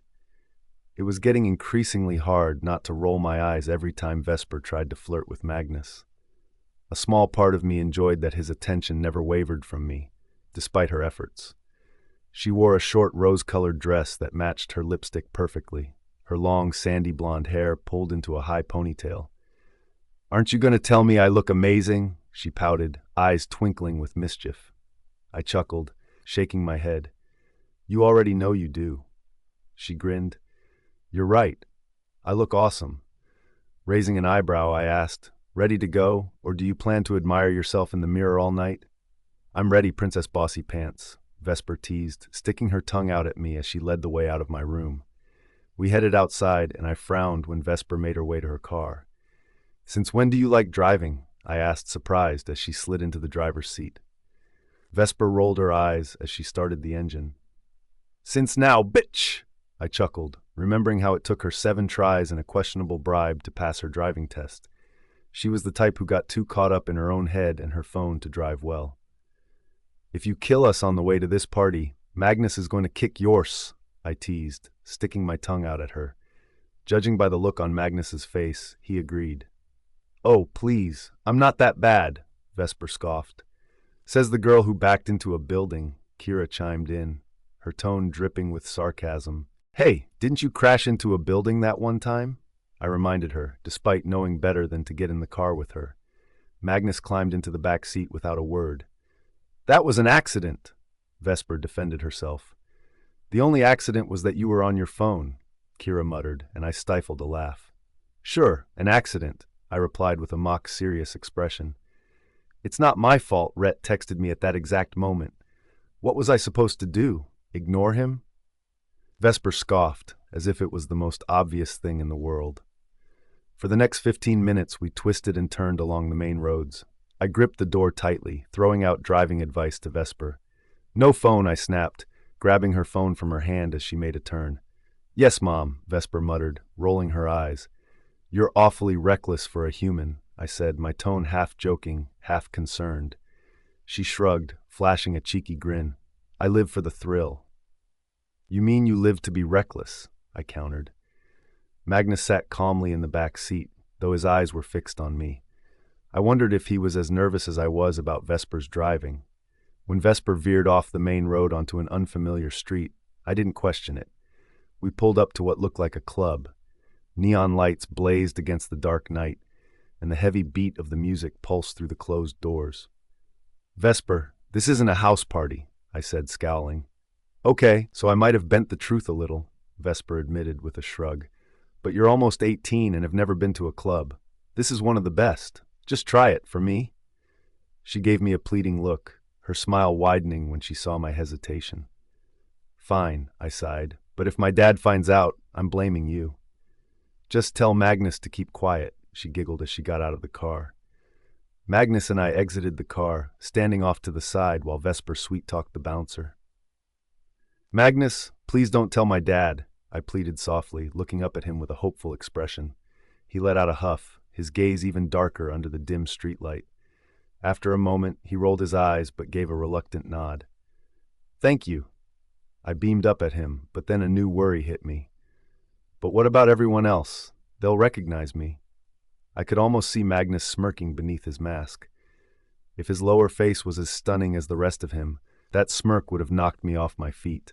Without a word, he reached into his pocket and pulled out one of his black masks.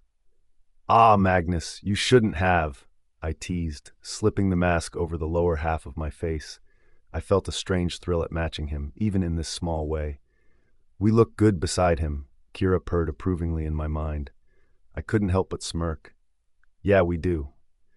We followed Vesper into the club, who had apparently bribed the bouncer $50 to cut the line. The lights inside flashed in a wild array of colors, darting from one face to another, while the bass thumped so hard it seemed to make the floor tremble. "Wow, this is intense," I shouted over the pounding music. The club had a heavy scent, a mix of alcohol, sweat, and something distinctly primal. It wasn't exactly pleasant, and my heightened senses as a lichen only made it worse. Vesper dragged me to the dance floor, and I did my best to mimic her moves. I was awkward at first, but I soon found a rhythm. Magnus, meanwhile, stayed close to the wall, his eyes never leaving me. I felt a thrill every time he chased off a guy who got too close. His protectiveness sent a rush of excitement through me. After a while, we paused for drinks. I kept a close eye on Vesper's alcohol intake, while I stuck to soda. I had a feeling one of us might have to drive back if Vesper overindulged. We danced for what felt like hours, until my feet ached and my muscles burned.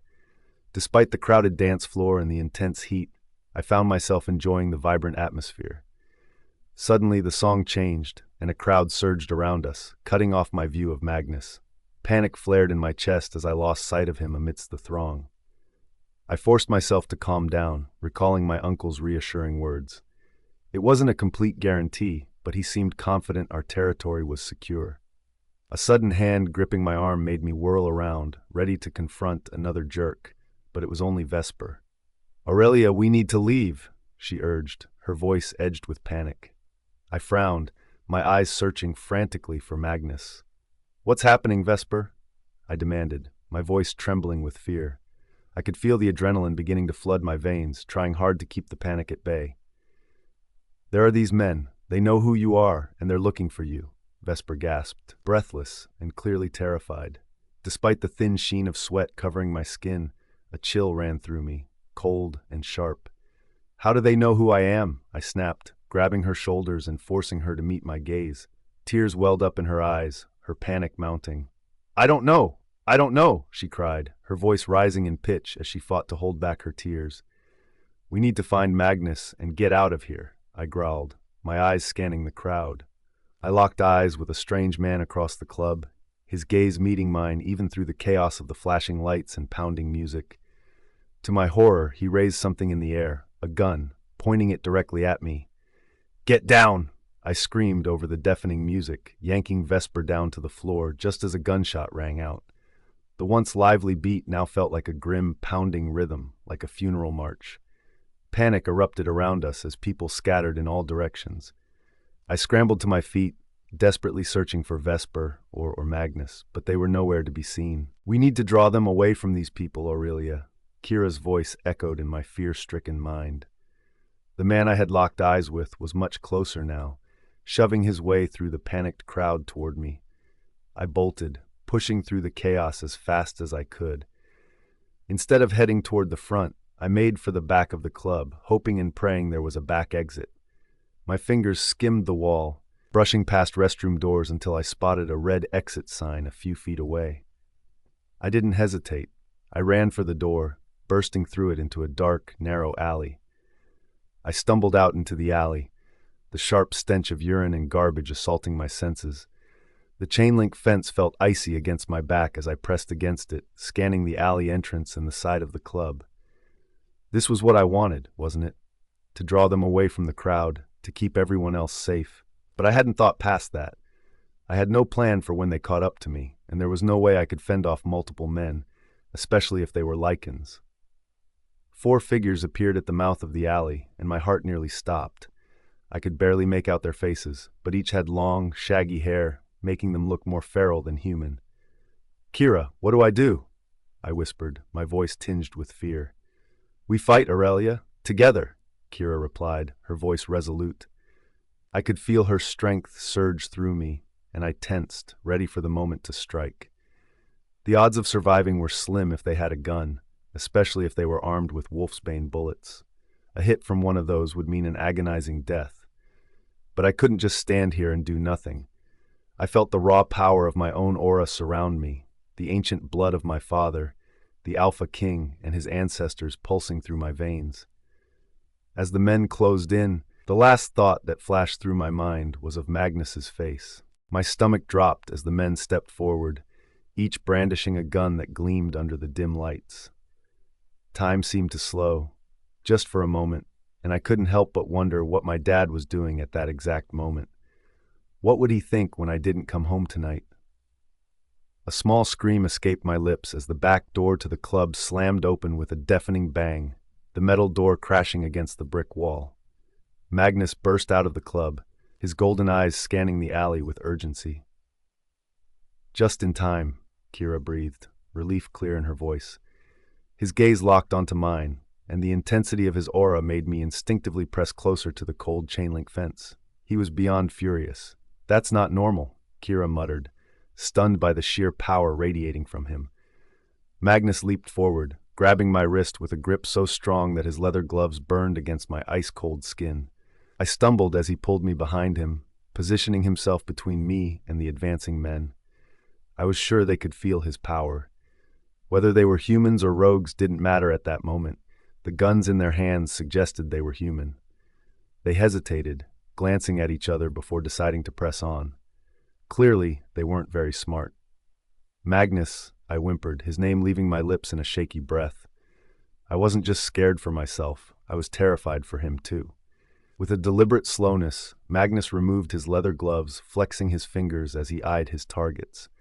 Everything seemed to move in slow motion. One of the men stepped forward, lifting his gun. Magnus moved faster than any lichen I had ever seen.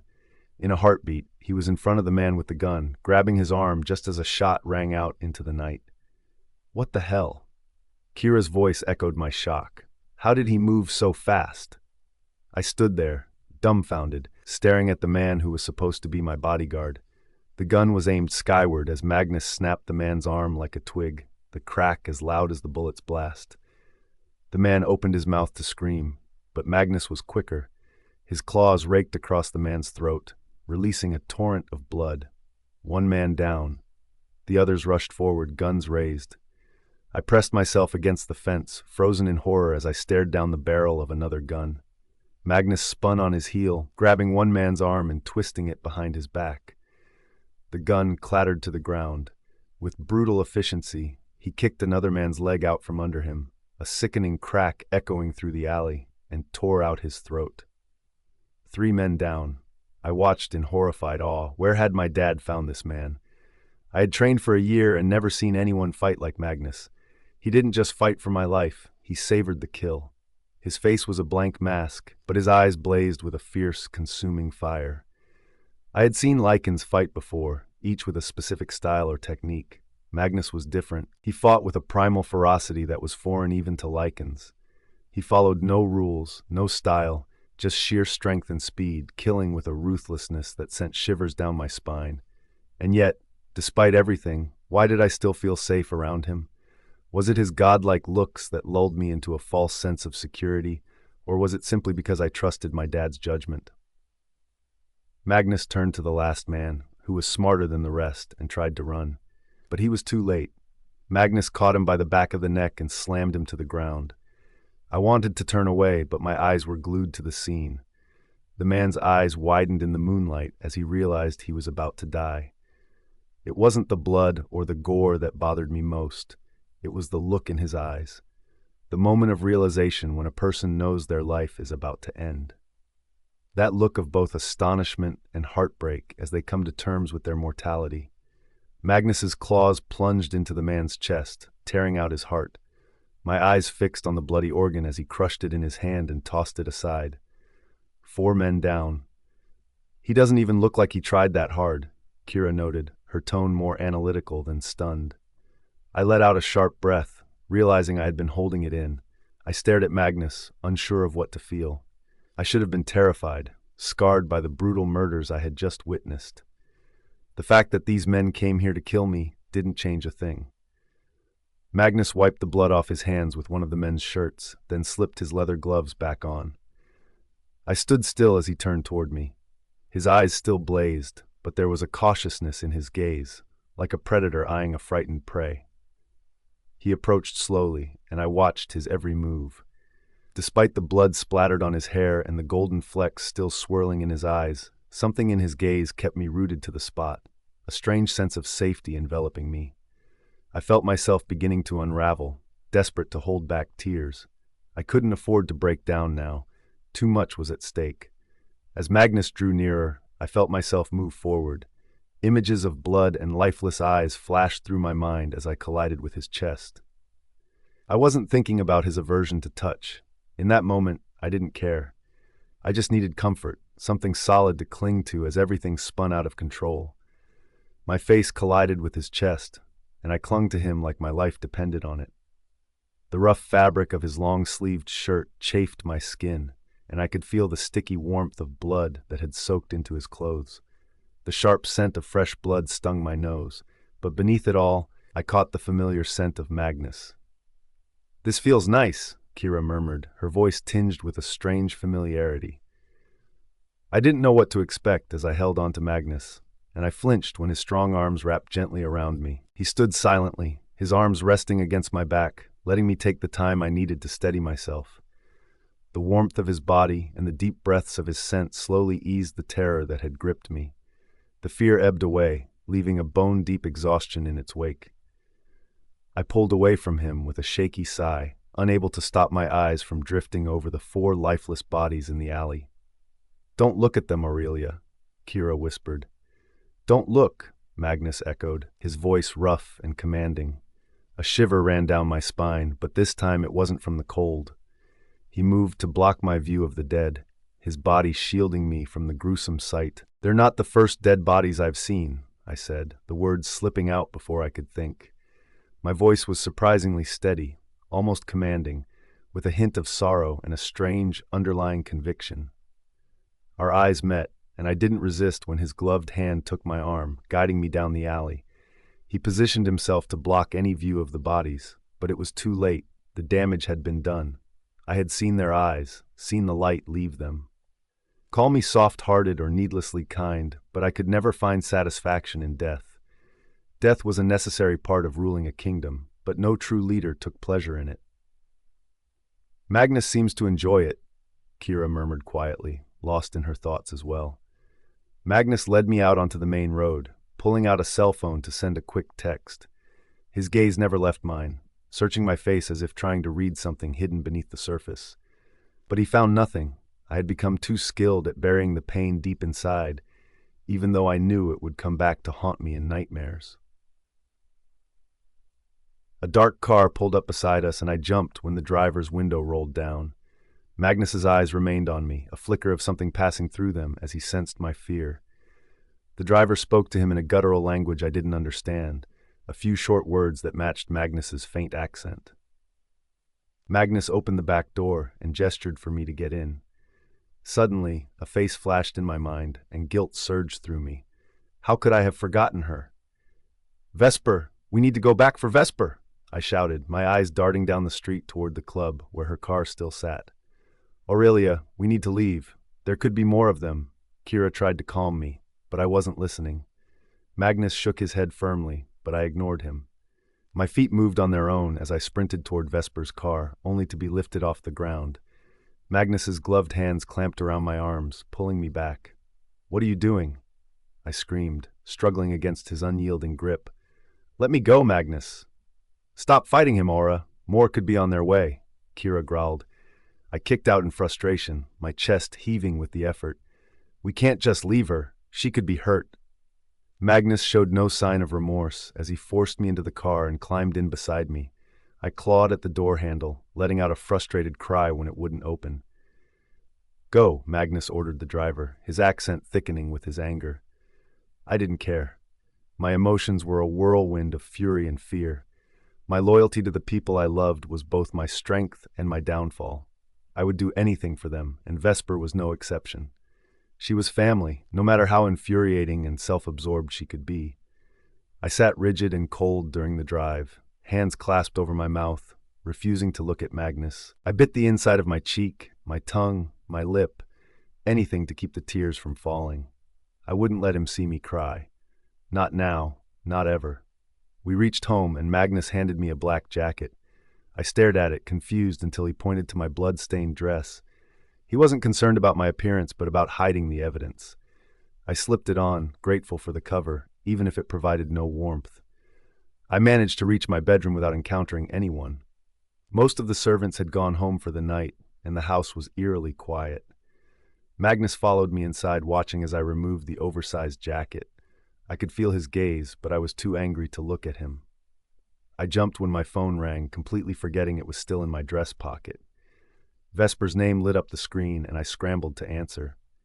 "Vesper? Can you hear me?" I asked breathlessly. "Aurelia? Thank goddess you're okay!"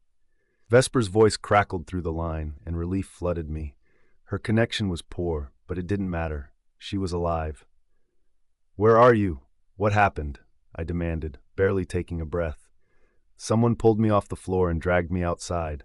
"I'm safe, Aurelia," she replied, her voice shaky but clear enough. I let out a long sigh, my legs giving way as I collapsed onto my bed. "What the hell happened, Vesper?" I asked. "I don't know. I was talking to some guys, and they mentioned they saw you, even with the mask on. They knew who you were," Vesper explained, sounding shaken. "But on the bright side, the guy who saved me is super cute." "Now is not the time, Vesper," I snapped, exasperated. "Don't tell anyone what happened or that I was there. I need to be the one to tell Dad." "You're actually going to tell him?" Vesper asked, her voice tinged with fear and disbelief. "I have to, Vesper. Someone tried to kill me. They were looking for me," I said firmly. Okay, I won't tell anyone, she promised, and we ended the call. I turned my attention back to Magnus, still furious despite my relief over Vesper's safety. I knew I was his only responsibility, but that didn't make what I'd seen any easier to swallow. I stormed over to him, my anger boiling over. Kira retreated, knowing I was about to explode. "What the hell was that, Magnus?" I shouted, trembling with a mix of emotions I couldn't begin to process. Magnus looked down at me, his black mask shifting slightly as his lips twitched. "What are you, Magnus? Who are you?" I demanded, anger surging like molten lava through my veins. His dark eyes bore into mine, and he shook his head, refusing to answer. But I wasn't backing down. I was scared, confused, angry, and strangely comforted by him, all at once. I didn't know where to begin or where it would end. "No normal lichen fights like that," I growled, jabbing my finger into his chest. I didn't care that I was much smaller than him. I snarled, "I'll figure it out, Magnus. You can't keep hiding forever, and I will find out what you're hiding." Before I could blink, my back was slammed against the wall, Magnus's masked face only inches away from mine. His obsidian eyes, streaked with hints of gold, bore into me with a fierce intensity. I held his gaze, refusing to back down, my own anger mirroring his. His gloved hands pressed against the wall on either side of my head, caging me in. "Aurelia," he growled, my name rumbling from his lips in that deep, gravelly voice, sending a shiver through me. His accent wrapped around the syllables like a caress, leaving me more bewildered than ever. My anger collided with a rush of excitement and desire, a confusing cocktail that made my head spin. I wasn't sure if I wanted to tear the mask from his face and kiss him or keep challenging him until he broke. His eyes remained locked on mine, dark and burning, and I could see a flicker of something equally intense in them. "Magnus," I shot back, my voice a low, defiant growl, daring him to keep hiding things from me. I was done being left in the dark, first by my uncle, then by my father, and now by Magnus. I wasn't some naive schoolgirl. I was destined to be the alpha queen, and I deserved answers. In my mind, Magnus had 3 options right now. 1. Kiss me. 2. Tell me exactly who he was. 3. Walk away and let me uncover the truth on my own. We stared each other down, the tension between us thick and electric, an unspoken battle raging in the silence. Finally, Magnus was the first to break. His eyes closed for a moment, and he exhaled sharply. When he looked at me again, his gaze shifted away, and his hands fell from the wall. He took a step back, his decision made. He was leaving me to figure it out alone. With a final, unreadable glance, his eyes still carrying that flicker of something unspoken, he turned and disappeared into his room, leaving me standing there, still burning with questions and unresolved emotions. That night, as I prepared for bed, I felt an overwhelming surge of emotions that seemed almost beyond human capacity. Most of these emotions were tangled up with my enigmatic bodyguard, rather than the recent attempt on my life. His concealed identity gnawed at me. What was so crucial about it that he couldn't just reveal it? Was he afraid I'd be frightened? After all, I had witnessed him kill 4 men in cold blood. How much more horrifying could he possibly become? Yet, despite it all, I was inexplicably drawn to him. He was both mesmerizing and elusive, a confusing blend of comfort and distance. Guilt weighed heavily on me. I had a mate somewhere out there, and yet here I was, flirting with and pursuing a bodyguard whose presence was anything but reassuring. The thrill of teasing Magnus felt like a high-speed roller coaster I had leaped onto without a way to escape, despite the dangers and my desperate desire to step away. My attraction to Magnus was intoxicating, but it made me feel like I was betraying my future mate. Who knows what our future mate might be up to? "We're drawn to Magnus," Kira lamented, sharing my torment. As a wolf, Kira's connection to her mate was far stronger than mine. In theory, I could indulge in whomever I wanted, though Kira would despise the betrayal and be powerless to prevent it. It was curious how my fascination with Magnus even extended to Kira. Perhaps Magnus was simply that captivating, creating an irresistible allure that made it impossible for me to ignore. When I finally climbed into bed, my mind was a chaotic whirlwind. My conflicted feelings toward Magnus and the haunting faces of the 4 dead men flashed through my thoughts. I knew from the moment my head hit the pillow that sleep would be elusive. And indeed, as soon as my head touched the pillow, I was enveloped in slumber. The constant fear for my life seemed to drain my energy entirely. My recurring nightmare of my mother's death replayed in my dreams with a relentless, fresh horror each time. Tonight, it was slightly different.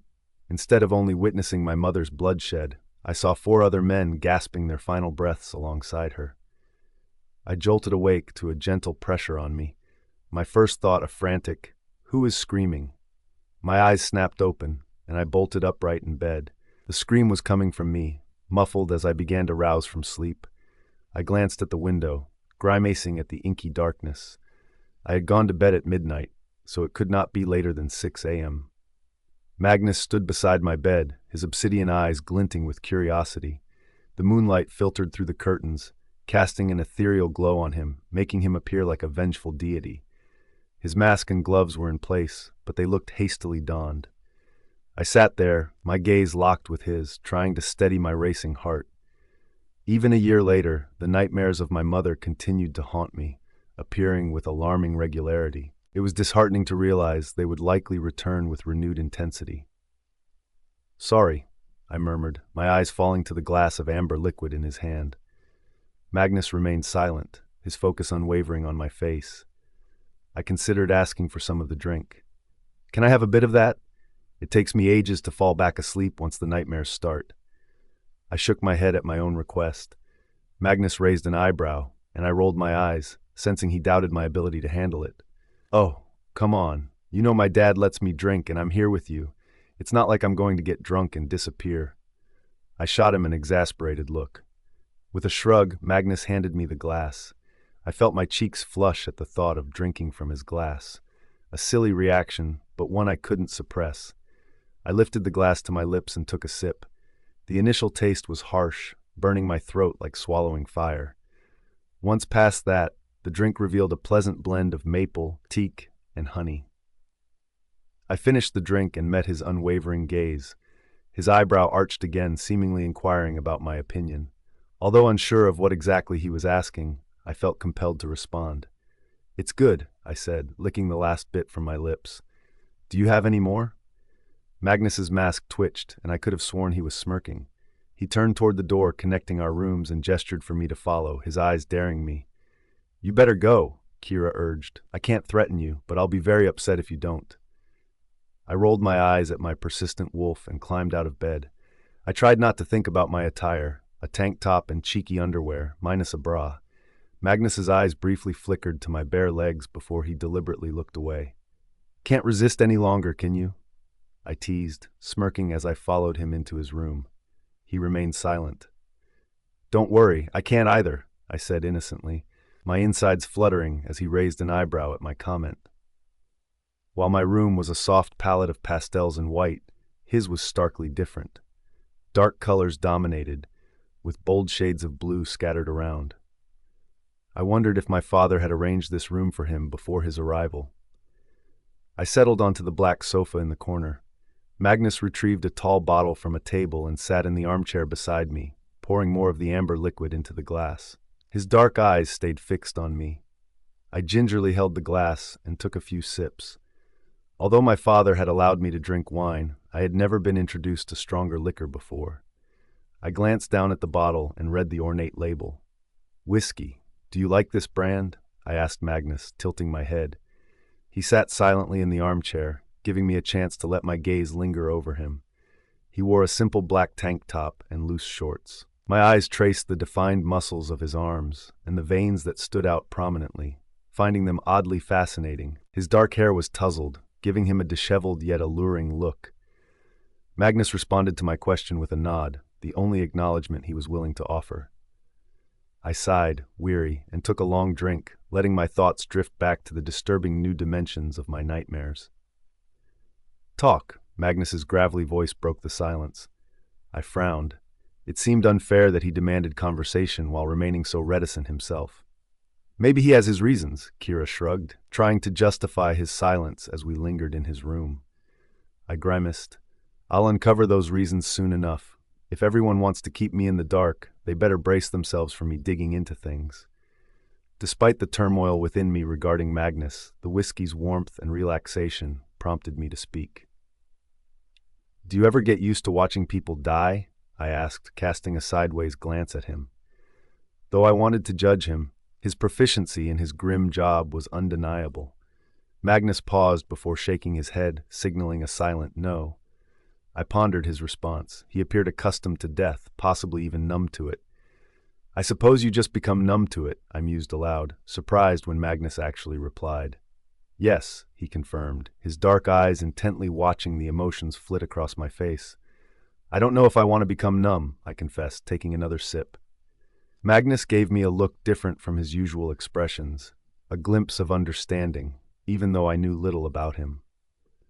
The blood isn't what sticks with me, I continued, shaking my head. Blood was an inevitable part of life for me, but it wasn't the issue.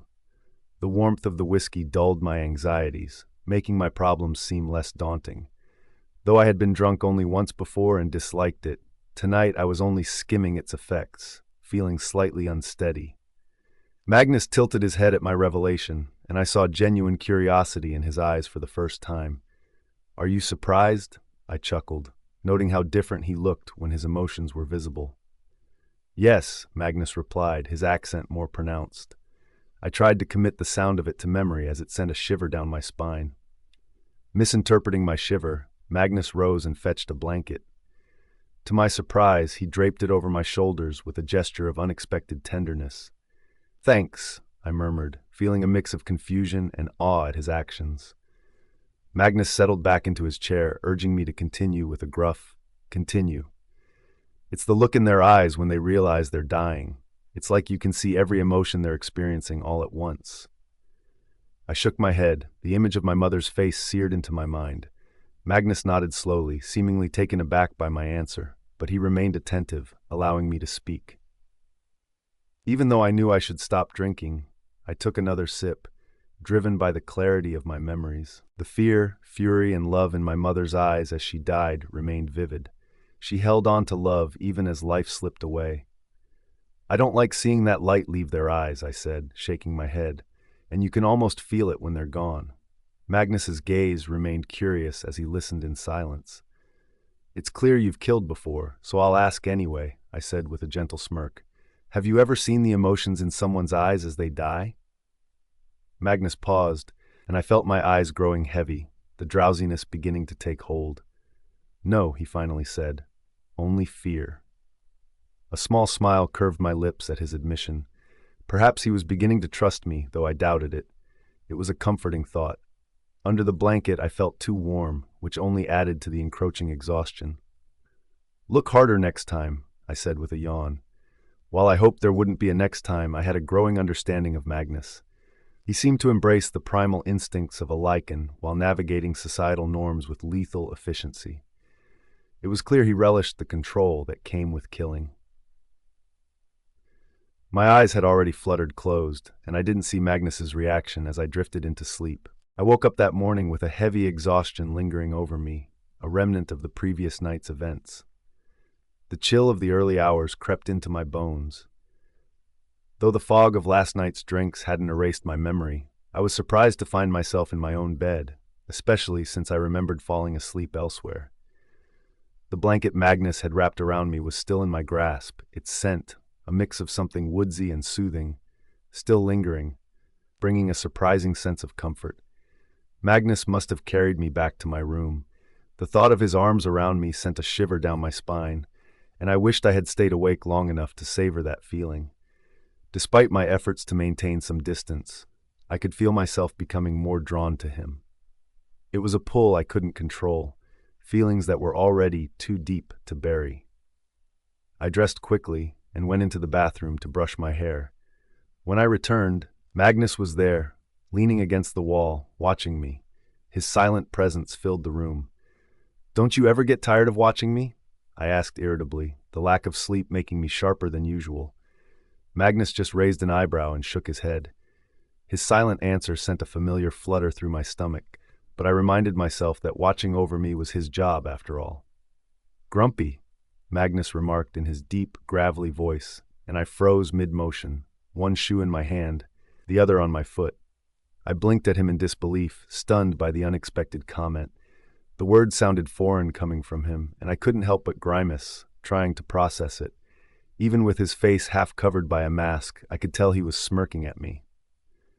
"I am not grumpy," I muttered, slipping on my other shoe with a bit more force than necessary. I pushed past him and stomped down the hallway, frustration fueling my steps. "Magnus has a sense of humor now?" I grumbled under my breath. Behind me, I heard a low chuckle rumble from his chest. At least one of us was having a good day. Today's agenda loomed over me. With my birthday approaching next week, the party preparations were underway, which only added to my stress. I needed to talk to my dad about what happened last night before he heard it from someone else. I dreaded the conversation, imagining being grounded until I was 40. Magnus followed me to the gazebo where I usually had breakfast. My appetite was non-existent, and Ember immediately noticed. Vesper was nowhere to be seen, which only added to my unease. She'd called to say she was safe, but I needed to see it with my own eyes. "Did something happen, Aurelia?" Ember asked, her honey-brown eyes probing mine. "She always knows more than she should," Kira muttered inside my head. I looked away from Ember, afraid she might see the truth in my eyes.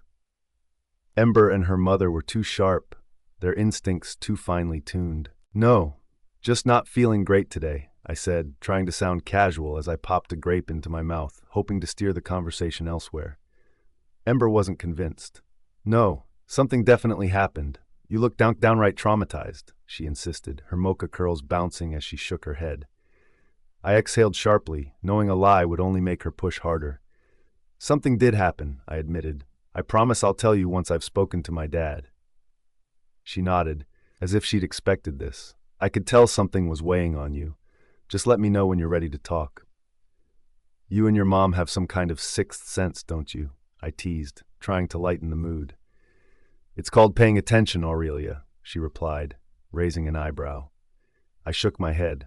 "No, definitely not. I pay attention, and you two still always know too much." Ember smirked.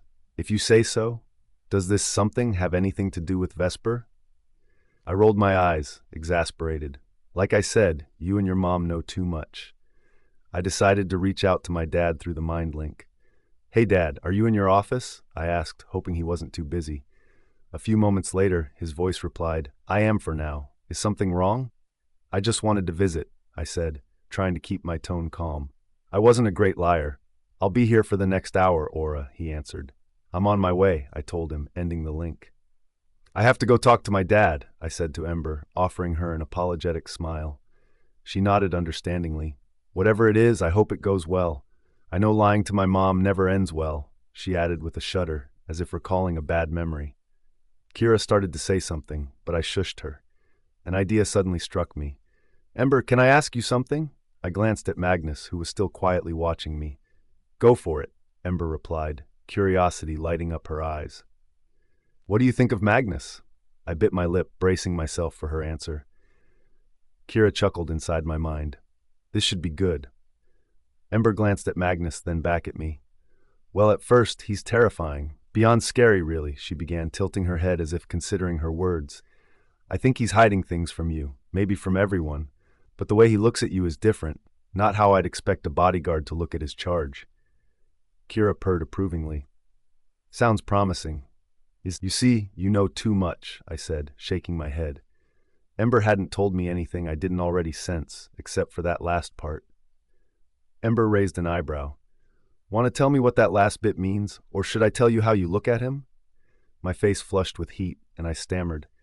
Nope, actually, I gotta go. Dad's waiting." I practically jumped up from my seat, avoiding Magnus's gaze, not wanting to see his reaction to what had just been said. I hurried down the gazebo steps, eager to escape Ember's knowing look. "Don't think you're getting out of this conversation, Aurelia," she called after me. As I walked down the empty corridor, I tried to focus on anything but Magnus. I studied the pastel and oil paintings hanging under wooden notches on the walls, the red and gold carpet beneath my feet, and the echo of our footsteps down the hallway. I reached a set of heavy oak double doors and knocked lightly. "Come in," my dad's voice called from the other side. I turned to Magnus. "I'll be out shortly," I told him, still avoiding his eyes, my face warm with embarrassment from Ember's earlier comments. Stepping into my dad's office, memories flooded back. It had always been my favorite place to play when I was little. The room, as large as one of the bedroom suites, had a warm, inviting atmosphere. When work got hectic, Dad would often sleep here. Mom never minded. She always wanted to be wherever he was. The office walls were a rich blend of maroon and white with golden accents, much like the rest of our home. In the center of the room stood a massive oak desk. As a child, I'd often hide under it, trying to scare him, and he'd always play along, pretending to be terrified, just as any good father would. His office had remained unchanged over the years. The only notable update was the newer computer, but everything else felt just as it always had. The only difference that caught my eye was the photo of Mom on the corner of his desk. I often wondered how frequently he paused his work to gaze into the green eyes of his late mate. I sank into one of the familiar leather chairs positioned in front of his desk. "Is something the matter, Aurelia?" Dad asked, looking up from a paper he was reading. The moment he saw the stress etched on my face, he set the paper aside and focused entirely on me. Growing up, I was taught to own my mistakes, to see them as lessons, integral to life. That principle didn't make them any easier to admit. Despite my reputation as a troublemaker, I hated letting my parents down. Taking a deep breath, I steadied myself. I was determined not to fall apart like I might have as a child. Things were different now. I was old enough to assume a role of leadership, so I needed to face my mistakes like a leader would. I explained how Vesper had led us to a nightclub instead of a party, and how we'd ended up separated. I glossed over the part where I almost faced off against 4 armed men, but emphasized how Magnus had taken them down single-handedly. As I recounted the events, I couldn't suppress the slight tremor in my fingertips. Dad's face was unreadable, his silence stretching on for what seemed like minutes. I tried to hold steady under his scrutinizing gaze. "Thank you for being honest, Aura," Dad finally said, leaning back in his chair. His calm response threw me. I'd expected a much stronger reaction to hearing that his daughter had narrowly escaped danger. "You already knew," I stated, seeing the truth in his composed demeanor. Dad seemed a bit surprised by my assertion, but he nodded. "Yes, I did," he admitted, studying me carefully. "When did you find out?" I pressed, though the answer wasn't of utmost importance. "About 30 minutes after it happened," he replied, without hesitation. I knew Magnus hadn't been the one to inform him, which I was thankful for, but that meant someone else had been keeping him in the loop. "You keep tabs on me," I stated, not really asking. "Can you blame me, Aura?" His question carried more weight than I expected. And no, I couldn't blame him. His wife had been murdered, his daughter, his only heir, had almost been killed, and there were clearly other undercurrents at play.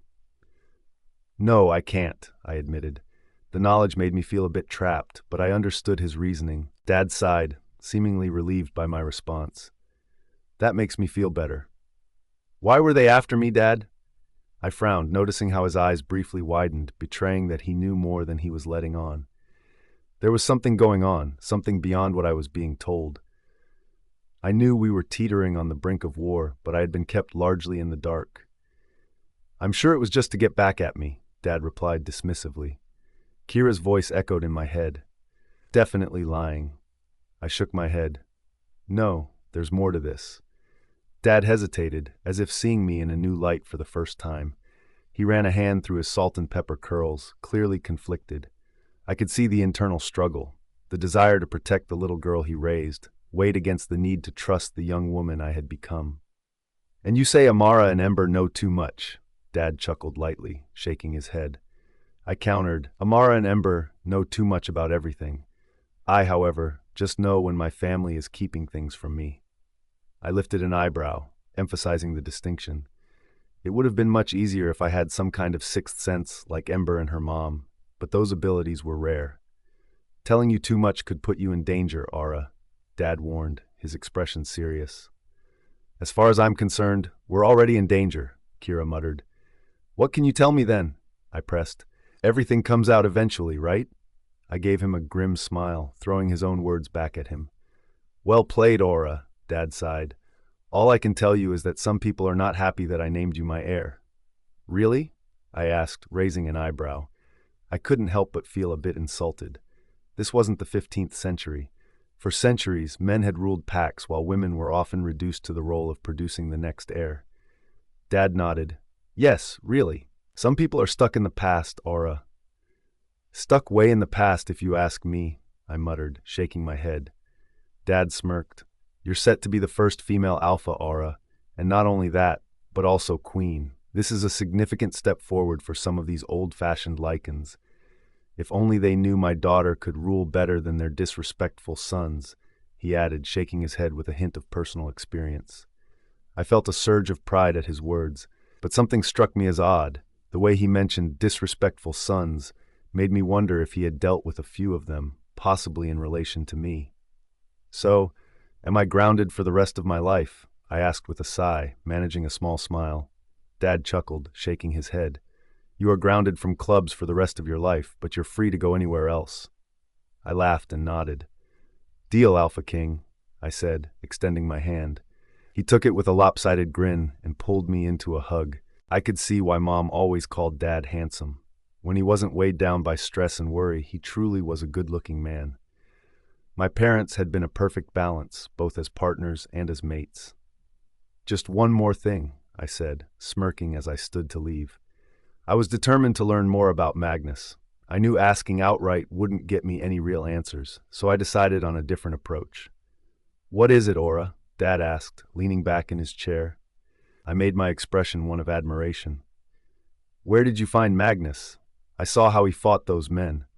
The trainers here are nothing like that. I'd love to have someone like him train me. Dad raised an eyebrow, but I was confident he couldn't see through the facade I'd put up. A peculiar look crossed his face as he pondered my question, clearly weighing what he could and couldn't reveal. I don't actually know where he came from, Dad admitted with a shrug. He found me, not the other way around. My thoughts were spinning as I left Dad's office, overwhelmed by the revelation I'd just stumbled upon. I didn't know how to process the fact that Magnus had approached my father, offering his services as my bodyguard. Knew about us? Kira's voice was laced with confusion, echoing my own uncertainty. It seems like it. I trailed off, unable to find the right words to express the turmoil churning inside me. Now, more than ever, I was determined to uncover Magnus's true identity and the reasons behind his constant mask and gloves. There was only one person I could turn to, my uncle. He was just as curious about Magnus as I was, and if anyone could help me get answers, it was him. As I walked down the silent corridor to my uncle's office, a reckless plan began to form in my mind. It was probably the most foolish idea I'd ever had, but I was beyond caring. The risk seemed worth it if it brought me closer to unmasking Magnus. If this crazy plan fails, he's going to kill us both, Kira muttered, clearly not thrilled by my impulsiveness. I sighed. But if it works, we'll be one step closer to finding out who Magnus really is. When I knocked on my uncle's office door, I entered as soon as he called me in. Give me 10 minutes. I nodded at Magnus before closing the door behind me. My uncle was on the phone, his expression souring as the conversation dragged on. Yes, I understand. There are plenty of hotels nearby, he said, his patience clearly waning. He pinched the bridge of his nose as the person on the other end continued talking. We've had to implement certain safety measures. Allowing anyone to stay here would render those precautions useless. After a few more seconds of listening, he finally ended the call with a clipped, "Thank you for understanding," though his tone suggested he wasn't thankful at all. He sighed loudly as he hung up. That sounded like a delightful conversation, I remarked with a smirk. Uncle rolled his eyes but couldn't hide the faint smile tugging at his lips. Unfortunately, I'll be having plenty more of those delightful conversations, as you put it. Why's that? I asked, plopping down into one of the chairs. With the new safety measures in place, we can't accommodate any of the royal families during your birthday gala, he replied, frowning. I couldn't help but feel a little relieved.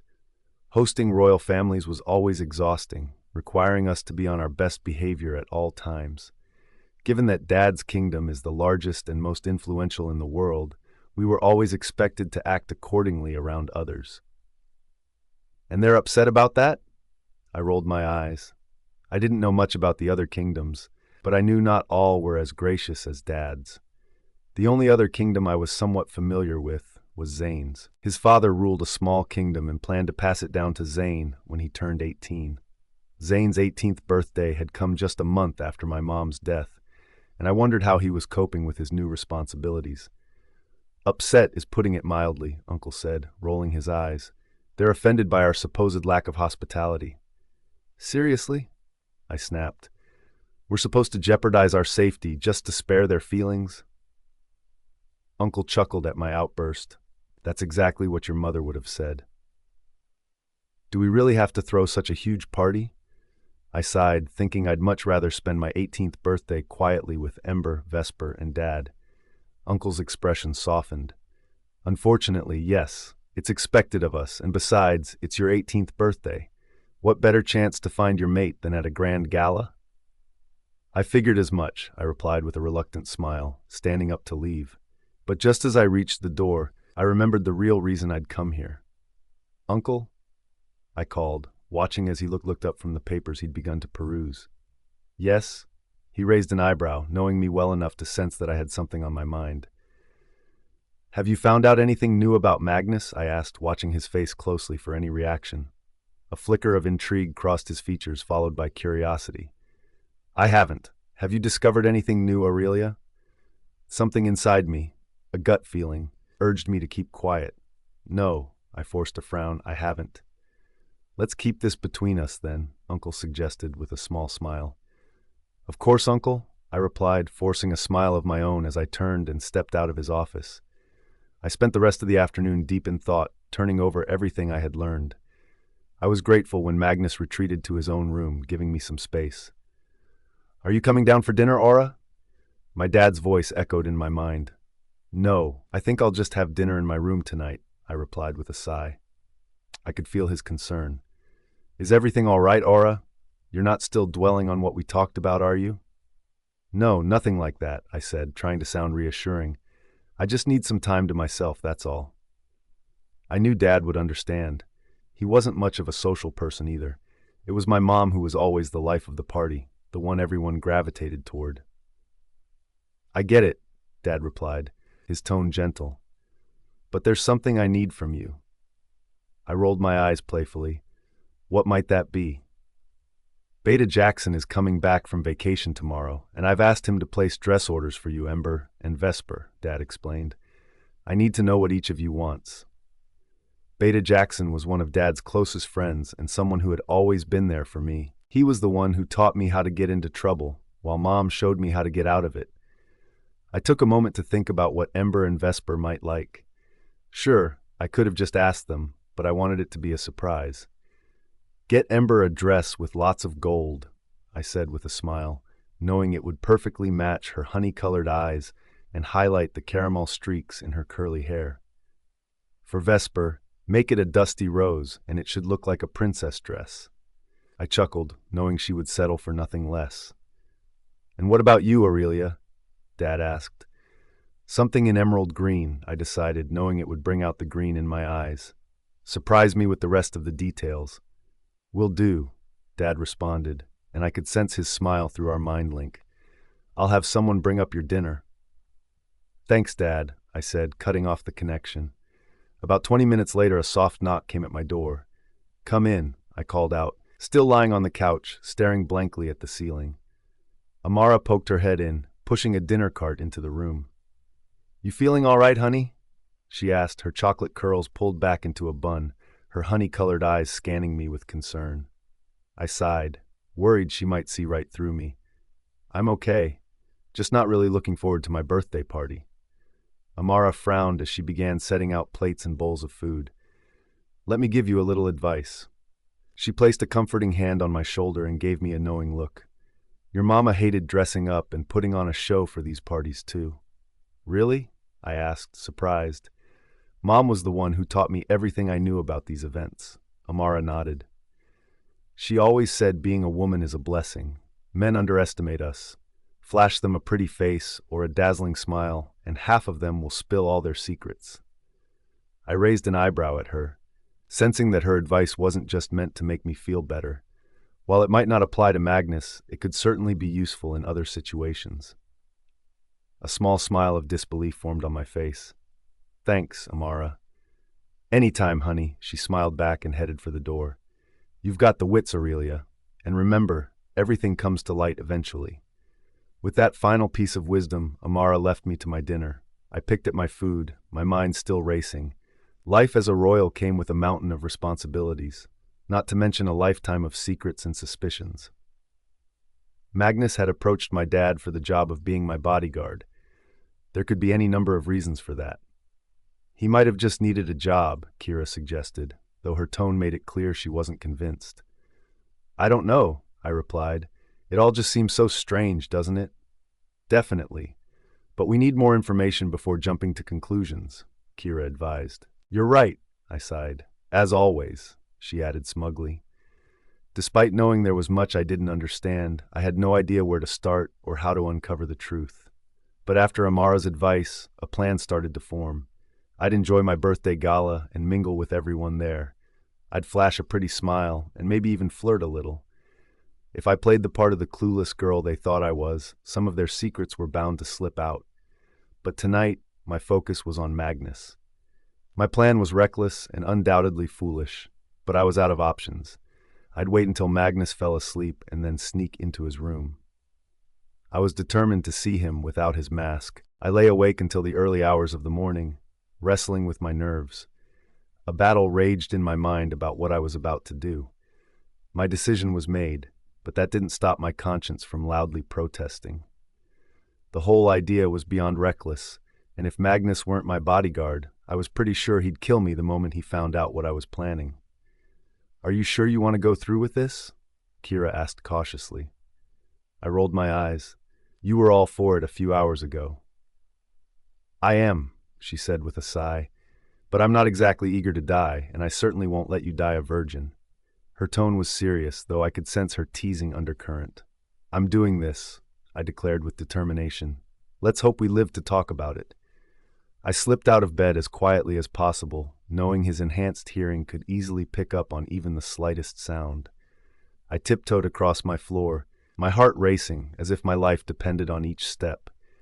Wearing only a tank top and panties, I couldn't risk putting on more clothes. Anything more would make noise, and noise could be my undoing. My hand trembled as I gripped the handle of the adjoining door, wincing at every tiny creak it made as I turned it slowly. My heartbeat pounded in my chest, an irrational fear rising that the noise alone would wake him. Excitement and fear coursed through me in equal measure, my breath catching as I spotted the silhouette of Magnus on the massive bed. I crept closer, each step more cautious than the last. I was amazed at how I managed to move so silently. Standing just a few feet away, I looked down at Magnus, his body turned toward me, the blanket pulled tightly around him. A shiver of anticipation ran down my spine, settling deep within me. Gathering every ounce of courage, I reached out with trembling fingers to grip the edge of the blanket covering his face. The second my fingertips brushed the fabric, I let out a startled scream. In an instant, I was lifted off my feet as if I weighed nothing, flipped onto the bed, and pinned down. Magnus's shadowed form loomed over me, but in the dim light, I couldn't see his face. I lay frozen as his hand reached out and flicked on the lamp, casting a warm glow around the room. "Tum!" Kira muttered, retreating to the back of my mind. "You're on your own now." "Thanks for that," I scoffed internally. "Remember, if I die, so do you." Magnus's torso pressed between my legs, one gloved hand pinning both of mine above my head, holding me completely captive. I let out a frustrated noise when I saw that his mask was still in place. His dark hair was tousled from sleep, but he looked incredible, even in his rumpled state. I glanced down to see that he was fully dressed, his usual leather gloves, a long-sleeved shirt, and slacks. My stomach dropped with the realization. He had known I was coming. His dark eyes burned with fury as he glared down at me. I could see golden flecks swirling in his irises, a sign that his wolf was struggling to break free. I had no words to explain myself, no clever excuse or apology. Before I could speak, Magnus's gaze dropped to my body, his eyes darkening with something more primal. My knuckles, hard against the thin fabric of my tank top, pressed against his chest, and the hem of my shirt had ridden up, exposing my stomach. My thighs, bare and parted, framed his waist, giving him a clear view of my barely concealed desire. I was entirely unprepared for this. As his eyes devoured every inch of me, a slow-burning heat built between my legs, spreading through my body like wildfire. I watched, spellbound, as he lifted his gloved hand and let his fingers trace the curve of my neck. I inhaled sharply at the cold touch of leather against my heated skin. His fingers moved with deliberate slowness, gliding down my neck until they reached my hardened nipple. He caught it between his fingers, squeezing gently, then pulling, his touch both torturous and electrifying. He alternated between squeezing and kneading my breast, each movement sending waves of sensation coursing through me, pushing every thought of finding my mate far from my mind. All I wanted was him. His golden eyes were locked on his hands' movements, and I couldn't stop the quiet moan that escaped my lips, or the way I arched my back, pressing my breast further into his hand. The pressure building between my legs intensified, a wetness pooling there that I hadn't anticipated. When the scent of my arousal filled the air, my face burned with embarrassment. I saw the moment it hit Magnus, his eyes flooded with gold, the color overtaking his irises entirely.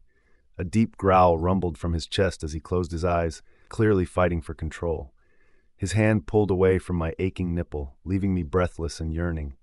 A sound of frustration escaped me, a mix of rejection, desire, and longing. When his eyes opened again, they were the same dark obsidian as before. He moved with inhuman speed, putting distance between us before I could comprehend what had happened. I got up from the bed slowly, my mind reeling. The scent of my desire still lingered in the air, and I silently cursed him for stepping away. If only he knew how far I'd been willing to go. The thought of Magnus taking control, using my body to sate his own needs, almost made me lose control right then and there. This had become a game, and both Magnus and I were losing. As I walked back to my room, I could sense Magnus's struggle to avoid looking at me, the scent of my arousal still thick in the room. The idea of him having to smell my desire gave me a small, smug satisfaction. Once inside my room, I collapsed onto the bed with a groan of frustration, my mind spinning from what had just transpired. The lingering pressure within me intensified, an insatiable craving for Magnus that had only grown stronger. I lay atop my comforter, my hands slipping beneath my damp panties, the image of Magnus vividly occupying my thoughts. His face, scent, and body seemed to consume my every sense as my fingers traced the length of my moist slut. I drew some of the moisture to my clot, beginning to rub in slow, deliberate circles. A moan escaped my lips, involuntarily, as I imagined Magnus taking me in his own bed. My breath quickened with reckless abandon, and his name slipped out in a breathless whisper. The sudden slam of the adjoining door startled me, and I nearly leaped from the bed. I yanked my hand away and stared in stunned silence as Magnus stood framed in the doorway. His eyes gleamed with a gold-like intensity, a mix of temptation and raw fury. I hadn't considered that he might overhear me. My sole focus had been on alleviating the relentless pressure within me. Desperately, I had slipped my hand beneath my damp panties, the image of Magnus vivid in my mind. As my fingers traced the slickness, I drew some of the moisture up to my clot, rubbing in slow, deliberate circles. A soft moan escaped my lips, my thoughts consumed by the fantasy of Magnus taking me in his own bed. Recklessness overtook me, and his name slipped out in a breathless whisper. The sudden crash of the adjoining door jolted me, and I froze, my hand yanked away in shock. Magnus stood in the doorway, his gaze a fierce, molten gold. His presence exuded a potent mix of temptation and anger. I hadn't considered the possibility that he might hear me. All that mattered was the urgent need to relieve the pressure building inside me. I longed for the sensation of his hands exploring my body, regardless of whether he kept his gloves on. As he stormed towards me, I scrambled off the bed, but I was neither fast nor close enough to reach the bathroom. He had me cornered against the wall, his imposing figure looming over me. His gloved hands pressed me firmly against the wall, and another surge of excitement coursed through me. I should have been terrified. I should have been paralyzed with fear. Yet, the raw intensity in Magnus only served to heighten my desire, the sensation between my legs intensifying. He had barged into my room, having clearly heard me moan his name, and I was determined not to let him slip away this time. His fists braced against the wall on either side of my head, a visible struggle evident as he fought his wolf's instincts. Magnus. I breathed his name slowly, deliberately tempting him. Please. His eyes closed briefly, and a low primal growl rumbled from his chest. Your father. His deep voice was laden with a rough edge that only fueled my arousal. Logic had abandoned me. I let my hand rest on his chest, feeling the solid, chiseled muscle beneath his shirt. Who cares what he thinks, I purred, the moisture seeping through my panties, the throb within me demanding release. Magnus's growl was deep and commanding, sending a shiver through me as I gazed at him with desire-clouded eyes. What would he think if I took his little tease of a daughter? His voice was gruff, his accent sharpening his words. Feeling his control falter, I seized the moment. Why don't you fuck me and find out? I infused every ounce of allure and need into my words, making my craving for him unmistakable. I grasped his gloved wrist, surprised when he didn't pull away. I guided his hand to my breast, pressing it firmly against me. With a feral growl, he slammed me against the wall once more. In a blur of speed, he trapped my hands above my head with one of his own. His eyes, once dark as obsidian, now blazed with a fierce gold. His gaze and hands roamed my covered breasts with a hunger that made me moan. I writhed as his gloved hand moved down my stomach, his fingers brushing my clot through the fabric of my underwear. His golden eyes never left mine as he slid my underwear aside.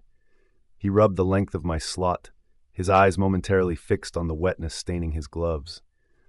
Another guttural growl erupted from him as he slipped a finger inside me, thrusting with a relentless rhythm. The room filled with wet sounds and my breathless moans. His thumb circled my damp clot, and I arched my back, the pressure within me building uncontrollably. Look at me, he growled. I turned my eyes to his, letting him witness my mounting pleasure. His tousled hair looked tantalizing, and my fingers twitched under his hold, aching to tangle in his hair while I rode out my orgasm. His thumb's pace quickened, and I gazed into his eyes as another moan escaped me. The mix of pain and pleasure blurred into an intense, unfamiliar sensation. Finally, the pressure reached its peak, and I pressed myself against his hand, overwhelmed by my climax. His gaze remained locked on mine, savoring the impact of his actions on my willing body.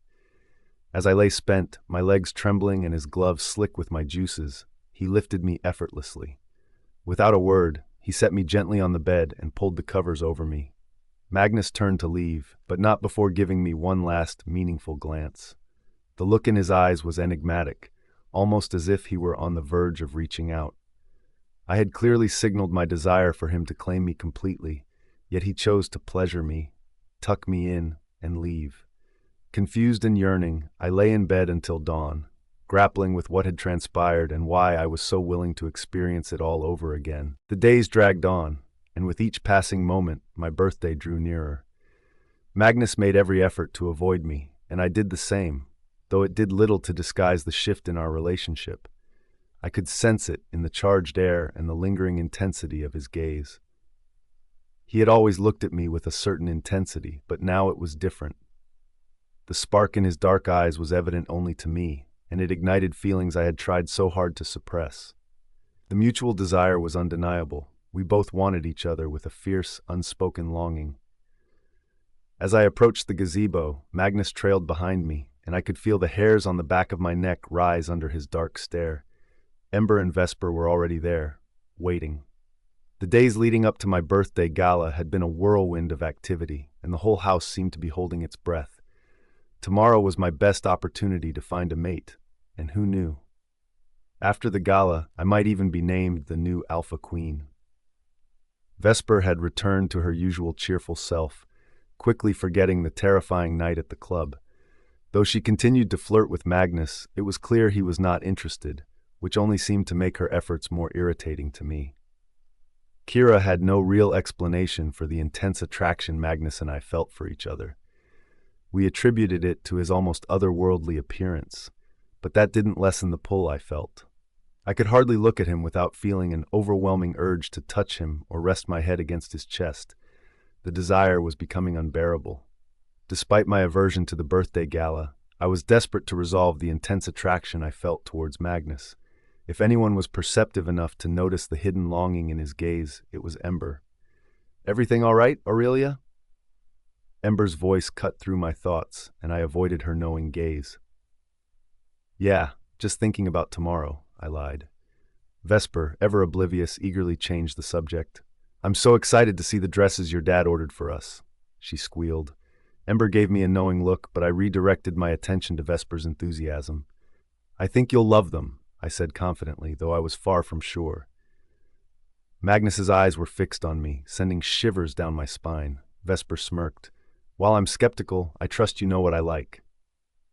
I rolled my eyes with a smirk. Actually, I had him order you a frilly beige dress. I know how much you love beige. Vesper gasped, fanning herself dramatically. Her over-the-top reaction made me laugh, despite myself. You're evil, Aurelia, she huffed. You know I hate beige. It makes my skin look orange. I'm just kidding, I said, though a smile lingered on my lips. Vesper's phone rang, and she got up to answer it. Oh, you better be, miss, she said, glaring at me before walking down the steps, phone to her ear. With Vesper gone, I was left alone with Ember, whose bright, honey-colored eyes seemed to pierce through me. Wisdom and intuition danced in their depths. Are you going to tell me what's going on between you and your bodyguard? Ember's raised eyebrow hinted at her perceptiveness. Or are we going to keep pretending you aren't upset? I'm starting to dislike how much you know about my business, I mumbled, focusing on a large rose bush. Ember scoffed, her stern expression evident. My mama always said I know things for a reason. My reason is to help my friend who's clearly upset.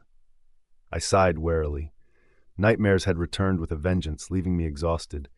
It's nothing I can't handle, and it has nothing to do with Magnus, I said, shrugging, hoping he wouldn't think I was upset over him. Ember's eyebrow arched skeptically. Nothing to do with Magnus, huh? Just normal stress, I replied, trying to maintain a casual demeanor. Ember chewed on a strawberry, her expression a mix of curiosity and concern. Interesting, because your sour mood started the same day Magnus began looking at you oddly. I choked on my water at her observation. Magnus's gaze was still on me, sending a familiar shiver down my spine. I fought the urge to meet his intense stare. After catching my breath, I glared playfully at Ember. Now I see why you and Amara would make dangerous lichens. Ember rolled her eyes but kept her serious gaze fixed on me. I'll let you keep pretending nothing's happening with Magnus. When you're ready to talk, I'll be here. I was about to confess everything when Vesper reappeared at the gazebo. If I see one speck of beige on that dress, you'll never hear the end of it, Aurelia, Vesper warned, shaking her finger at me with a smirk. I managed a half-hearted chuckle, though Vesper's attention was already on Magnus. So, Magnus, are you bringing a date to Aurelia's gala? Her smirk widened as she scrutinized my silent bodyguard. I clenched my teeth, wincing at the pressure. Ember's gaze caught my reaction. He'll be working, Vesper, Ember said, rolling her eyes at our self-absorbed friend. Vesper sighed, her gaze lingering on Magnus. It was worth a try, she shrugged, resigned. Aurelia, could you come to my office? My father's voice echoed in my mind. Sure. I'll be there in 15 minutes, I replied, severing the mental link. I felt a wave of relief as I walked away from the gazebo. Ember's penetrating gaze had been relentless, making it increasingly difficult to keep my emotions bottled up. I was dying to share with my friends what almost happened between Magnus and me, but I couldn't bring myself to do it. I felt like a failure, both to my future mate and to myself. The truth was, my desire for Magnus only grew stronger. As I walked through the quiet hallways to my father's office, I opened the door at his call. Come in. Dad had asked Magnus to wait outside, and Magnus had given a curt nod before taking his place by the door. The last thing Magnus had said replayed in my mind, sending shivers down my spine. I can't believe my daughter is turning 18 tomorrow, Dad said, a somber expression clouding his handsome features. I rolled my eyes playfully. It's just a birthday, I said with a small smile. Your mom would be so proud of you, Dad said, his voice thick with emotion. I walked over and wrapped my arms around his torso. Don't get all emotional on me now, I said, trying to lighten the mood. I felt Dad's chuckle rumble through him. You may look like your mom, but you act a lot like me sometimes, you know. Isn't that why we get along so well? I chuckled, inhaling the comforting scent of him. Dad pulled away with a proud smile. There's a reason I called you here.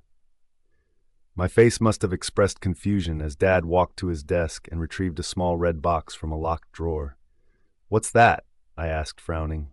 "Your birthday present," Dad said with a sly smile. "It belonged to your mom."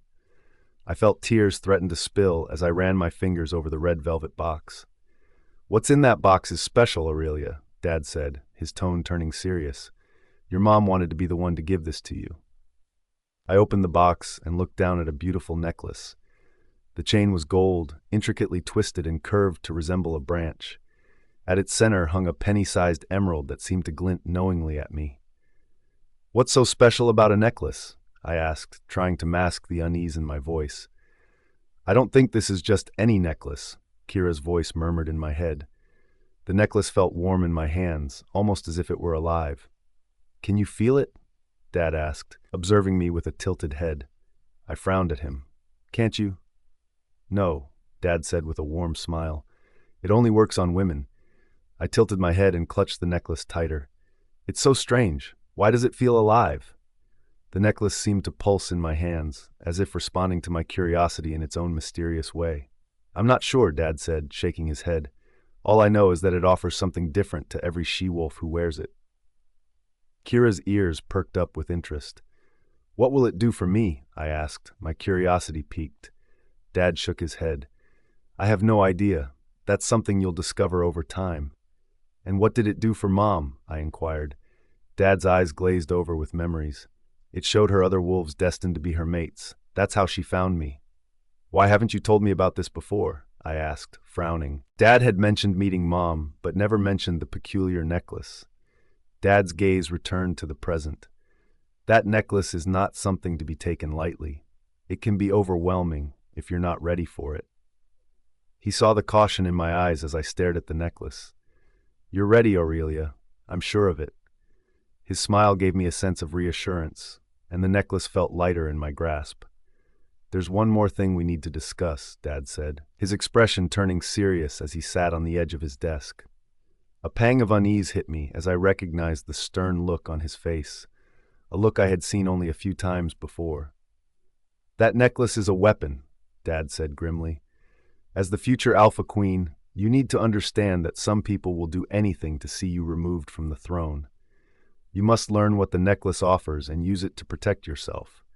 Do you understand?" "Of course," I said, my voice wavering slightly. I swallowed my fear and let a look of determination take its place.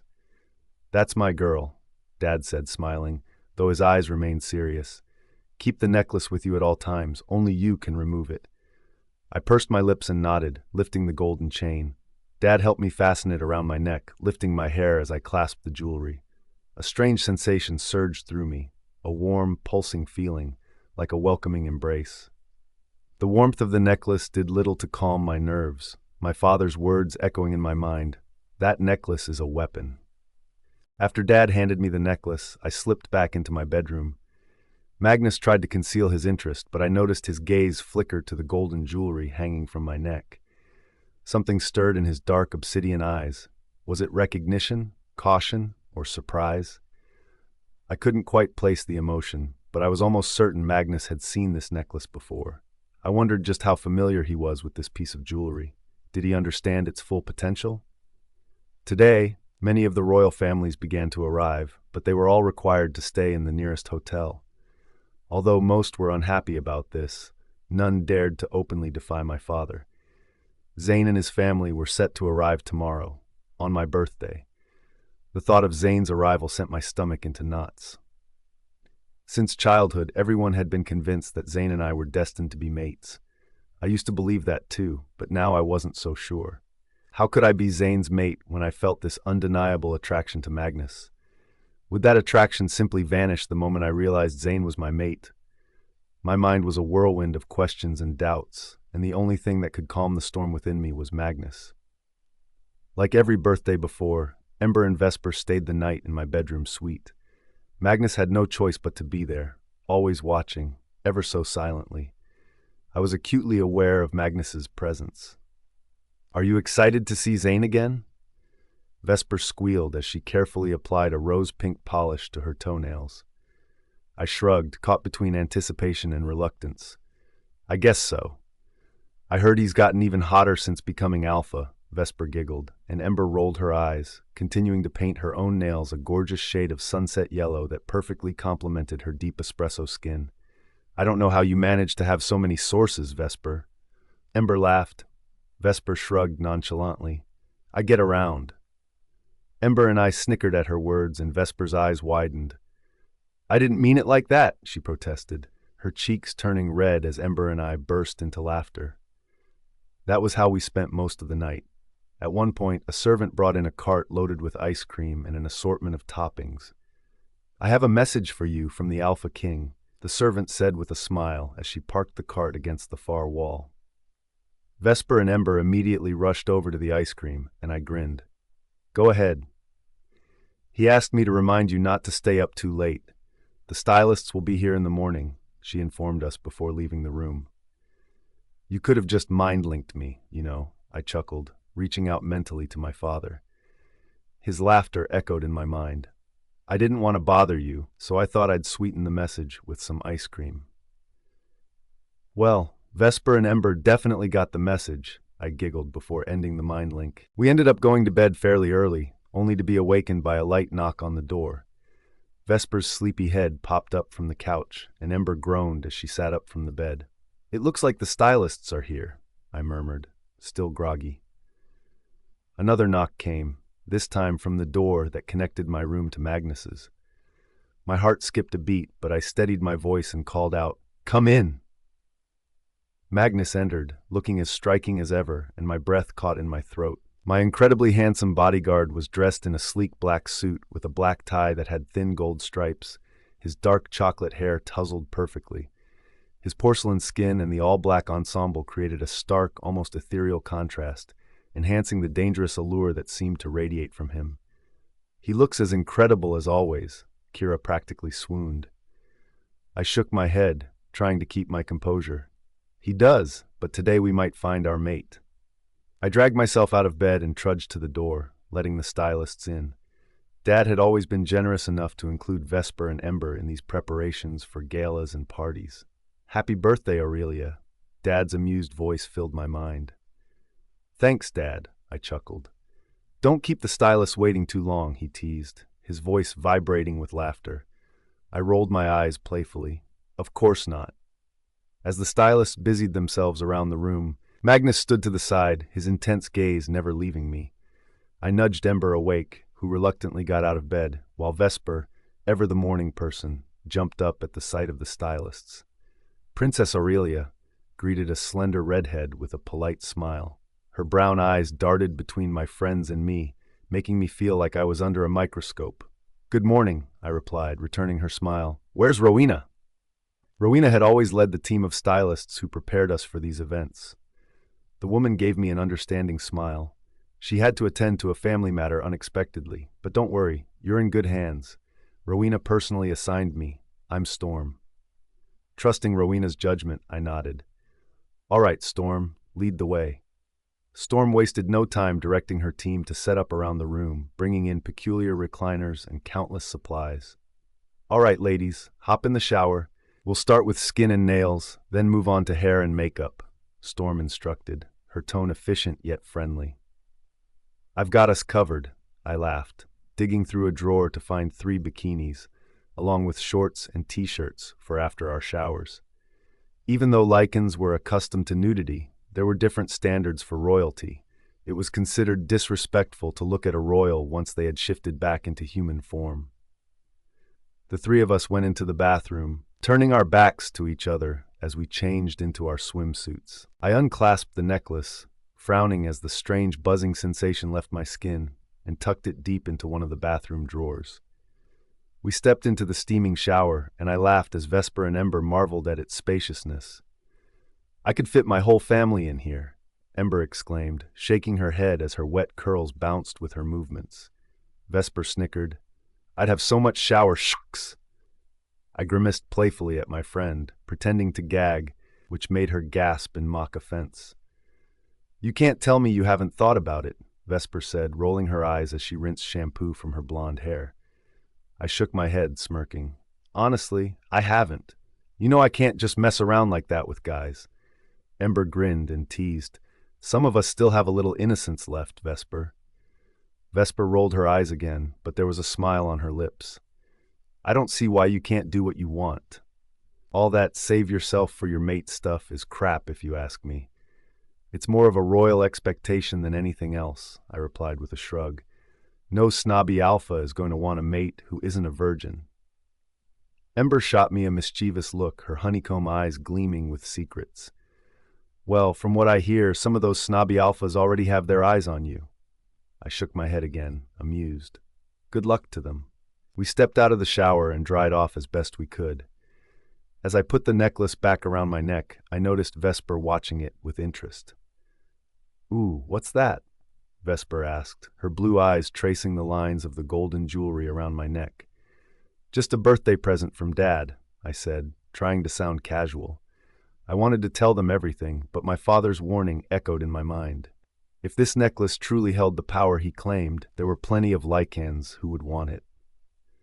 Ember's golden eyes darted from the necklace to my face, and I could see her bite back whatever she wanted to say. Knowing her, she probably knew more than she was letting on.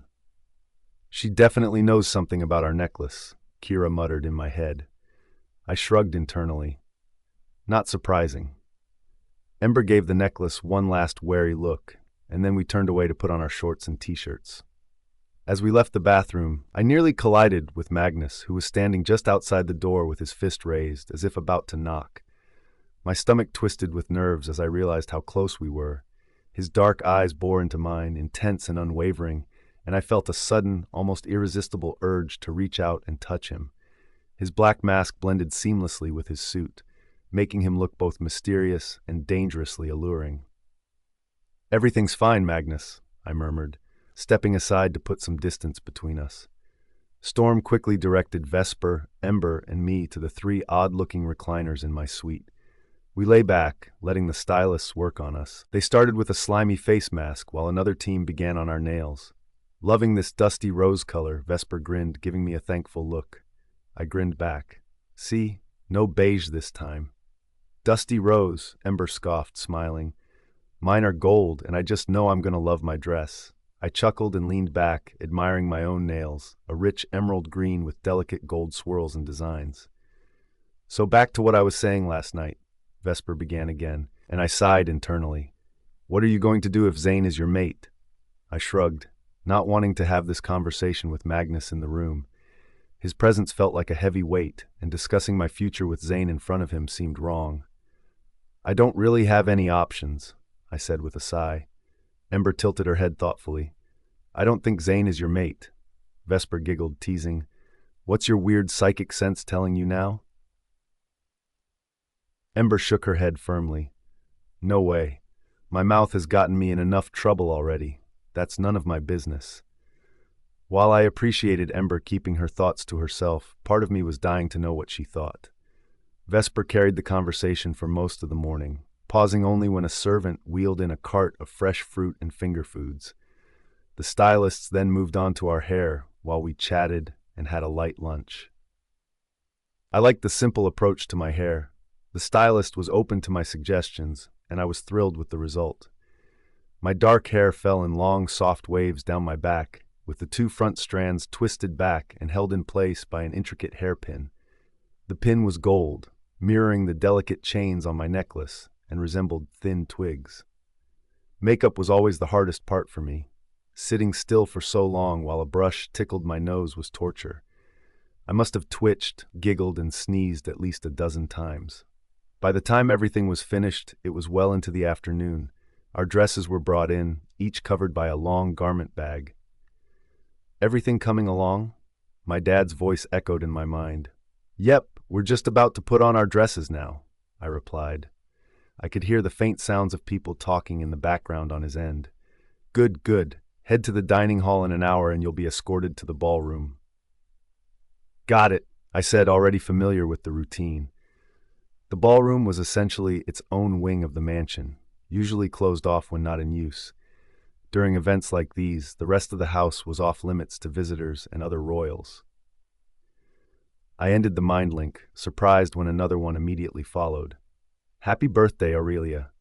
There are many things to look forward to today. It will be a night for the history books. My uncle's voice filled my mind, and I couldn't help but chuckle at his words. Thanks, Uncle, I replied, ending the mind link. The stylists had us stripped down to our undergarments to assist us with putting on the heavy gowns. While I knew Magnus wouldn't dare let his gaze wander over my body in front of so many people, I could still feel the weight of his eyes on me. His stare sent goosebumps skittering across my skin. Are you cold, Princess? One of the stylists asked, frowning with concern. My face flushed at her question, and I couldn't help but glance over at Magnus. He was across the room, leaning against the wall, looking like a statue of an ancient god, only without the toga. No, I replied, my voice coming out as a breathless, slightly frantic laugh. Vesper, meanwhile, was lost in her own world, admiring the curly updo her hair had been styled into. Ember, on the other hand, met my gaze with a knowing smirk. She must have noticed the exchange. You should keep her close during the gala, Kira murmured in my mind. She might be able to figure out what some of these royals are planning. That's a great idea, I nodded, surprised by Kira's bold suggestion. Kira chuckled. I do have them quite often. Taking advantage of Vesper's distraction, I sidled over to Ember. Can I ask you a favor? I whispered, earning a few glances from the stylists. Ember put a hand on her bare hip, raising an eyebrow. If it has anything to do with you blushing over your bodyguard, then no. She shook her head, her chocolate curls bouncing. I rolled my eyes in exasperation. I have no idea what you're talking about, and no, that's not the favor. Sure, you don't, Ember smirked. What is it? Could you stick close to me during the gala? I asked, my brows knitting together in a frown. I want to figure out what some of these royals are up to.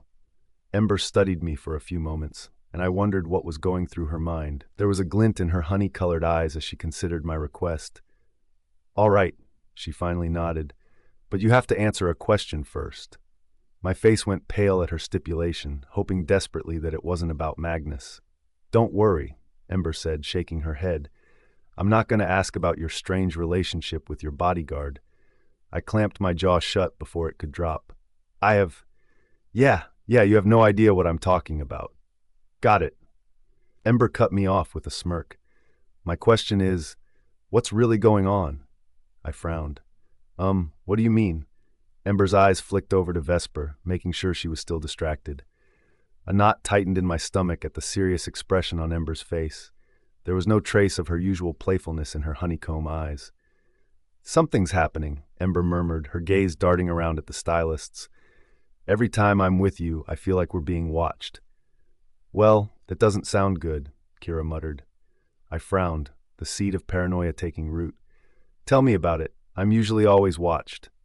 That's not what I mean, Ember shook her head. It's not a friendly feeling. I was suddenly grateful for the light lunch we had earlier, fearing my stomach might betray me at her words. Are you sensing anything else? I asked, my frown deepening. Ember kept glancing at the stylists. I just feel like there's something going on behind the scenes, something none of us are aware of. That's not surprising. We both know Dad and Uncle are keeping things from us, Kira grumbled. I don't think that's what she means, I replied with a grimace. It sounds like she's not talking about Dad or Uncle. Then who? Kira frowned. That's what worries me, I admitted. Ember's words continued to stoke the flames of fear and paranoia within me, and I let out a shaky sigh. What's happening is we're on the brink of war. I don't know with whom or why, but someone isn't happy with us. Uncle wants allies, but Dad thinks we don't need them.